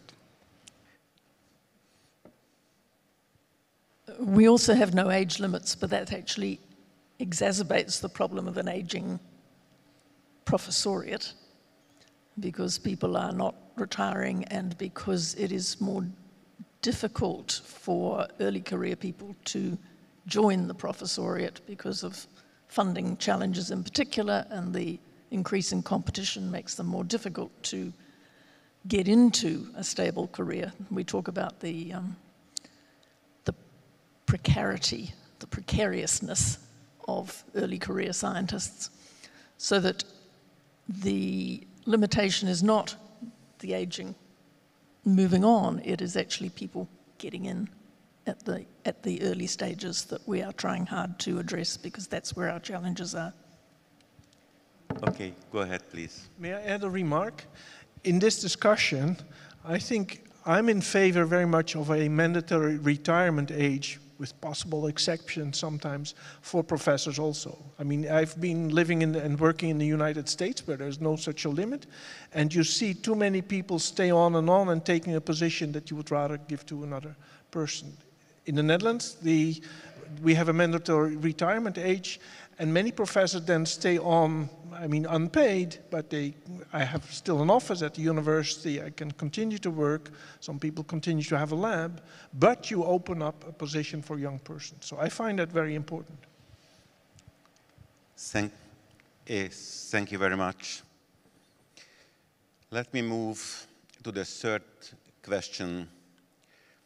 How do you see the responsibility of academies regarding science policy questions, especially if the academy's opinion is not requested? Where would you draw the line between policy advice and interfering with politics? Any advice, shared experience, good practices, and avoidable mistakes?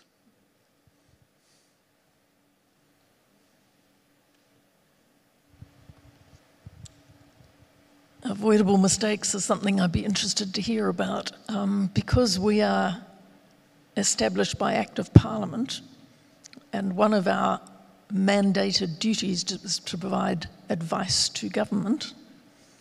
Then this is a daily challenge for us, and I can only comment that very often our advice is not welcome, but that doesn't mean that we shouldn't provide it, and that we have focused very much on ensuring that it is fact-based, that is evidence-based, that we can provide evidence and translate that evidence for government.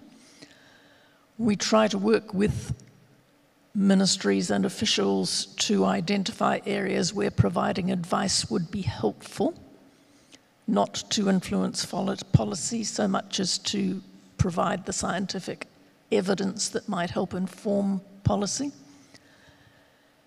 and to, where necessary, front up to the Minister and say, Minister, I know you don't want to hear this, but this is the facts around a matter, and leave it at that. And our membership requires us to do that. That is part of the trustworthiness thing and speaking truth to power when necessary.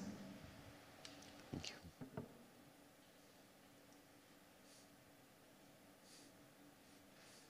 Boldizsár, would you like to comment? Thank you so much. So there is no doubt in the Young Academy that we have to tell our opinion, even if it is not respected, it is not requested. The question is when we have to tell our opinion, and then there are huge discussions on that because it's very difficult to draw the line between science policy and other political matters. So it's another fundamental principle for us that we do not communicate on political issues, but on a case-by-case basis, we have huge discussions whether in a particular case we have to communicate or not.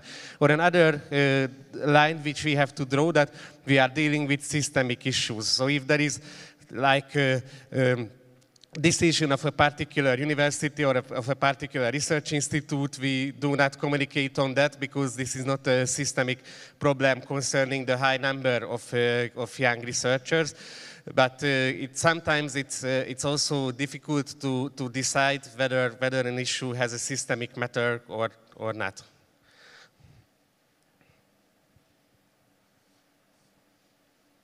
Okay, so I think I agree with all of what was said. I think generally the mission of both types of academies is to provide evidence-based advices, even if they are not requested by the politician or decision makers. I think in our advices we should stick just to pure facts. We should show the options. We should show the possible consequences. We should not defend any political opinion. On the other hand, we should admit somehow that with each of these such advice, we are somehow interfering into politics. But so we have to be very careful, and we have to avoid kind of lobbying.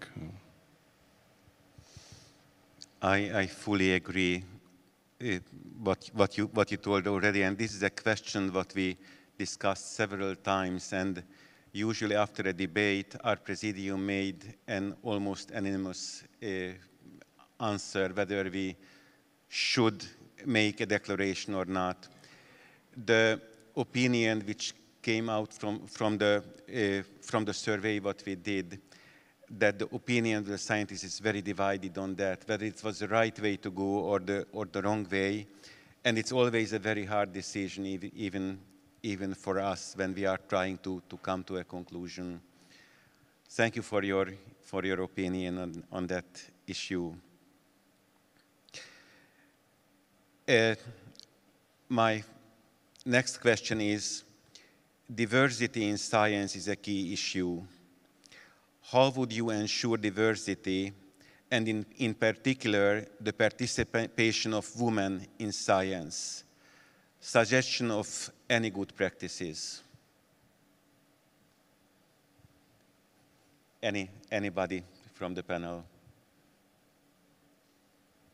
As I try to say in my reflection, I think pushing and bringing it up certainly helps. Secondly, if I take ESAC again as a perspective, people often say, well, it's from the natural sciences. But we have topics like energy, environment, and public health. And we actually have seen that increasingly we engage with the social sciences and humanities. And we're proud of that. And actually academies like the MTA, which have a broad membership, are very useful for that, to bring in those experts. Now that's part of the question of diversity.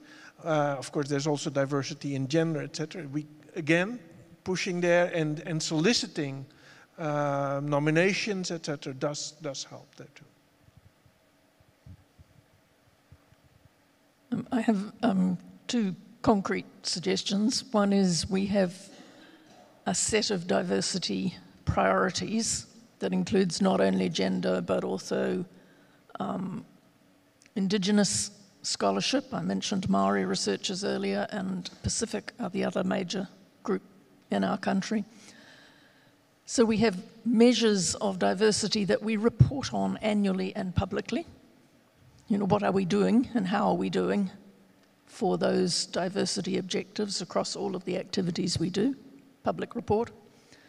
The other is we identify in the process of particularly fellowship selection, we identify candidates, we identify projects to encourage nominations for those diversity objectives, and then in the process of election, members of those diversity groups, it's hard to explain the process, but essentially they get two bites. So they're reviewed in the same way as everything else, and then they're reviewed again in encouragement to make sure that we haven't missed an opportunity to enhance diversity in our fellowship. And that is changing things steadily. We're up to about 40-something% women in the fellowship, and Māori, who comprise about 10% of our academics, are up to a similar proportion in our academy. We're not doing so well with Pacific. Thank you. Thank you so much. So diversity is one of the key issues for the Young Academy. So of course, our decisions, for example, on the recruitment are grounded on academic excellence as a primary aspect, but we have to also take into account the gender diversity, the geographical diversity, the diversity of various scientific fields, also the special needs of disabled researchers. So we try to implement such policies which could involve these points in our daily functioning. So we have two co-chairs. One of them is a male and the other one is always a female. And then the membership is almost half male and half female members. So from 60 members, of course, there may be some little differences, I don't know, 30 to 28 or something like that, but almost half of the membership is composed by male and composed by female researchers. We also take into account the geographical spread, like my great co-chair also mentioned, that various institutes, various geographical regions are also represented in the membership, and also we take into account the various scientific fields, that a certain balance should be made amongst them, not only in case of recruitment, but also in other decisions when we have to make any rank, when we have to make any personal decision, then we are working with these fundamental principles. They also have an annual webinar for the special needs of disabled researchers. So we also try to streamline the special needs of these groups. So this is how we try to implement diversity in our work. Go ahead. Just one more concrete suggestion. 6 years ago in the Netherlands, our academy actually, in addition to the regular round of electing new members, was also having an open round for selecting women only, or nominating women only. In the Netherlands, by the way, the nominations don't only come from within the academy, but also the university boards are allowed to make nominations. What is interesting, we had 2 rounds, and since then the system is regular again. And since that time, the participation of women in our academy has gone up tremendously, and it's more natural. And what several representatives of university boards told me at the time is just the fact that we said, for this round, only women, forced them to look within their university where the excellent women were, and somehow that opened their eyes, and then in the years after that, sort of it went by itself. Okay, so for me, the diversity is not a kind of goal per se, but as many studies shows, we can create with such an approach, let's say, the environment in which then the new ideas comes, which would not come otherwise. So for sure we have to support it. And from the point of view of academy as a research organization, this comes already from let's say, the transparent processes, starting from recruitments, across, let's say, the promotions, sponsorship, etc. Of course, creation of, let's say, of supporting work-life balance, especially for young mothers.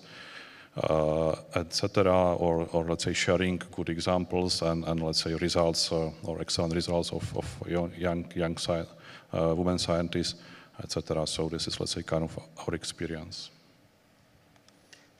Just one small remark. What you mentioned, what you mentioned, it's very interesting, and it's remind me what I read recently in the survey again, that in many cases, this is really the blindness of a male-dominated community. So to open up this blindness probably can help directly. Thank you very much. Our last question for the panel: how do you think science can increase best its impact on society and public opinion? Many of you mentioned already on your 5 minutes, but any additional? Boldizsár, go ahead, please. Thank you so much. So science communication also means a priority, I think, for each of us individually and also from the Young Academy, because, for example, we have 2 annual conferences, and one of them in the last year was devoted to science communication, because it's at the moment, I guess, it's not enough to be a great researcher in your field, but if you are not visible, if you could not explain for the broader public your achievements, then you could benefit much less from your endeavors. So that's why I guess that we have to look for experts who could help for the researchers to enhance their communication, and I think it would be a great idea to somehow find out a systematic way to support to the science communication endeavors of researchers, even younger and more advanced researchers, because this would mean a great assistance for each of us. So I don't know if there would be systemic network of science communication experts, there would be systemic mechanism how we could achieve these people. I think this could enhance the efficiency of our efforts in this field considerably. May I make a remark about communication? We've seen a lot of increase of communication about results that are then going to the newspapers, etc. But I think the other half of communication is to raise the awareness of the public of how science works and ask the right question. That is the challenge for the future that we need to engage when you're talking about the impact of science and trustworthiness. And just to build on that, I am reminded of a comment made to me a while ago that what we haven't explained to the public very well, and I'm speaking here for us, but I suspect for all of us, is the changing and self-correcting nature of the scientific process. That just because we said it was true last year and we're now saying something different doesn't mean we got it wrong. It means that science has got it right. And I don't think until we are better at explaining the process that we will make progress with building that trustworthiness. I can just agree. Does it work? Yeah. I think I can just agree with all what was said. The communication or improvement of communication is of course very important, and we have to train the scientists how to communicate with public, how to avoid using scientific let's say words, and how to be, let's say, how to simply communicate. I also agree that we should, let's say, bring, let's say, the public to the laboratories, in fact, to show how we are working, what we are doing.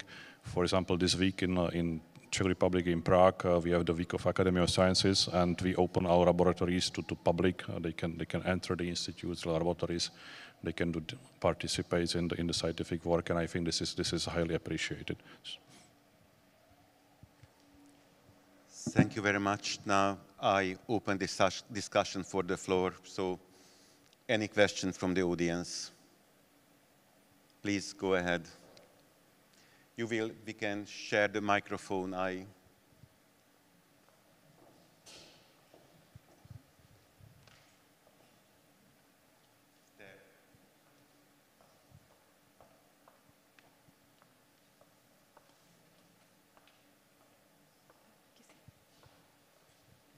So thank you very much for your presentations. My question relates to the viability, usefulness, in other words, of a future interaction, cooperation between the young academies that exist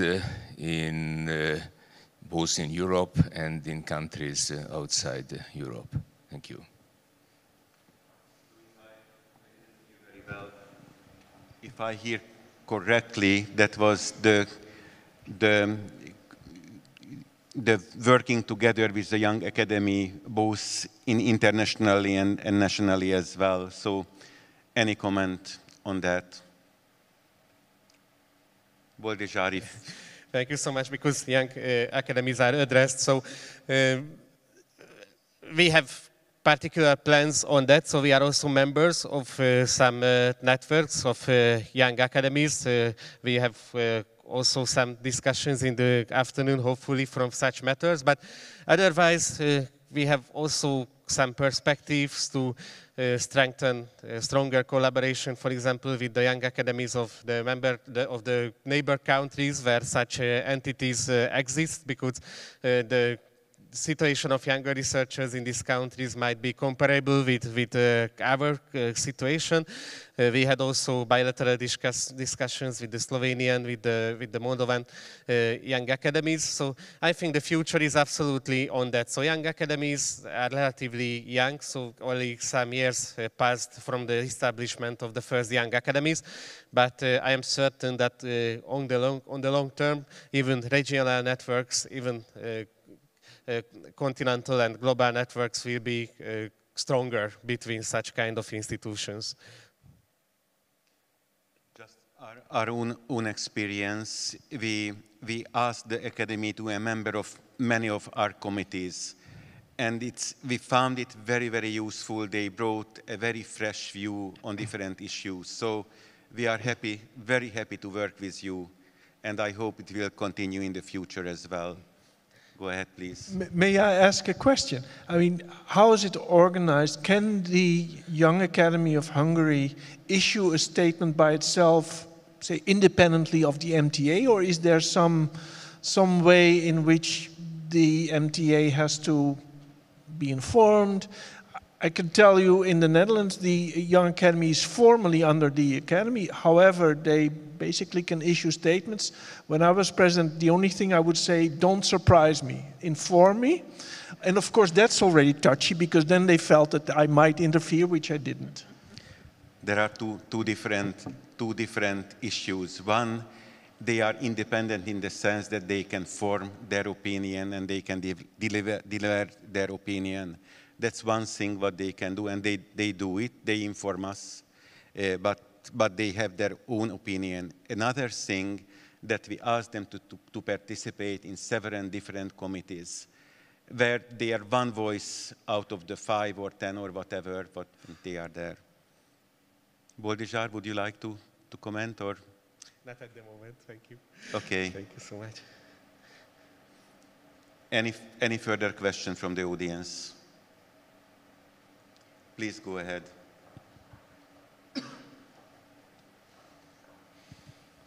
Not a question, just a small comment on what was just discussed. I'm the president of the Israel Academy. We have a young academy too, and they do a lot of scientific research and publish reports which our council approves. But when it comes to issuing statements that are more of political nature, which have to do with the government and the government's relationship with the academy, they have to get our actual approval before the statement can be put out. But it's all done in good spirits and in collaborative ways. Because in our country, these things are very, very delicate, as you can imagine. Thank you. Another comment from the back. There's one question from the back. Oh, okay. Thank you, Ylva Engström from Royal Swedish Academy of Sciences and the board of ALEA. Thank you very much for this interesting discussion. I also have just a comment, not really a question, but about the equality of gender diversity and so on, how to get to a better level. I think the problem is often the nominations. There are too few nominations for women or underrepresented groups. And we have experience in Sweden with some well-known prizes that this is the case also. And of course, if you don't have enough nominations, you cannot really, what can you do? So I think what one has to think of is how do we improve the number of nominations of, for example, both genders. And I think one very easy thing is to say that for any membership, fellowship, or prize, you expect the nominee, the persons who nominate, to nominate at least 2 persons from different genders or from different regions of the country or from different disciplines, whatever it is that you want to achieve. And that will open up the eyes for people. Thank you. Thank you very much. We have time for one last question or comment. In the back, there was a... Yeah, thank you very much. Just to add to the discussion on the diversity, I'm the director of ALEA. So just to echo a little bit what has been said, we have opened the membership in ALEA for young academies as full members a few years ago, and we have beautiful experiences of them refreshing the work. There has been a board member since then on the board of ALEA. All our task forces have representatives from many academies, from young academies. They have the same rights. So I think the question in the beginning was, how can we strengthen the collaboration? I think this is a very successful model to strengthen it. And I might also say that the Young Academy of Hungary is also a member of ALEA, and I also appreciate the very open approach that the Senior Academy took in supporting this membership. So I think this is very important, that there's a friendly relationship which still maintains autonomy for the Young Academy in the country of the Senior Academy. Thank you very much, because before I close our panel, I'm asking our panelists, anybody had any message what he or she would like to still deliver before I close? If not, let me have my personal summary or personal opinion what I heard today. It was a very fruitful discussion. I would say a few words, and the first one is that the landscape is complicated. We don't have one answer for those questions. We have to find the individual answers, and it can be hard, but we have to fight for the answers. It's very important that our role is really to serve society and also to represent scientists. So that's important, and we should feel those roles.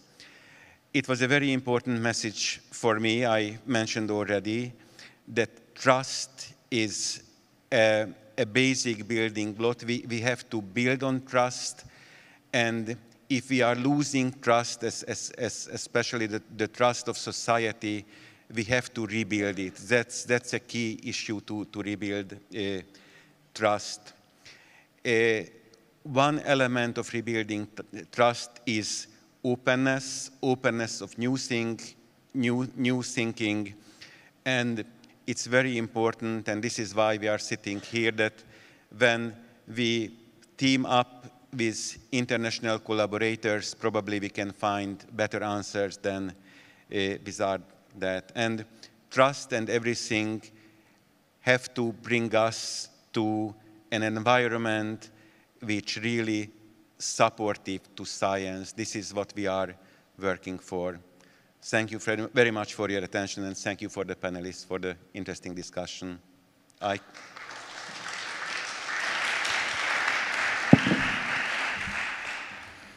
Ladies and gentlemen, thank you all for joining us today and for contributing to this inspiring exchange on the past, present, and future of learned societies. Before we break up for the afternoon, please allow me to share some practical information with you.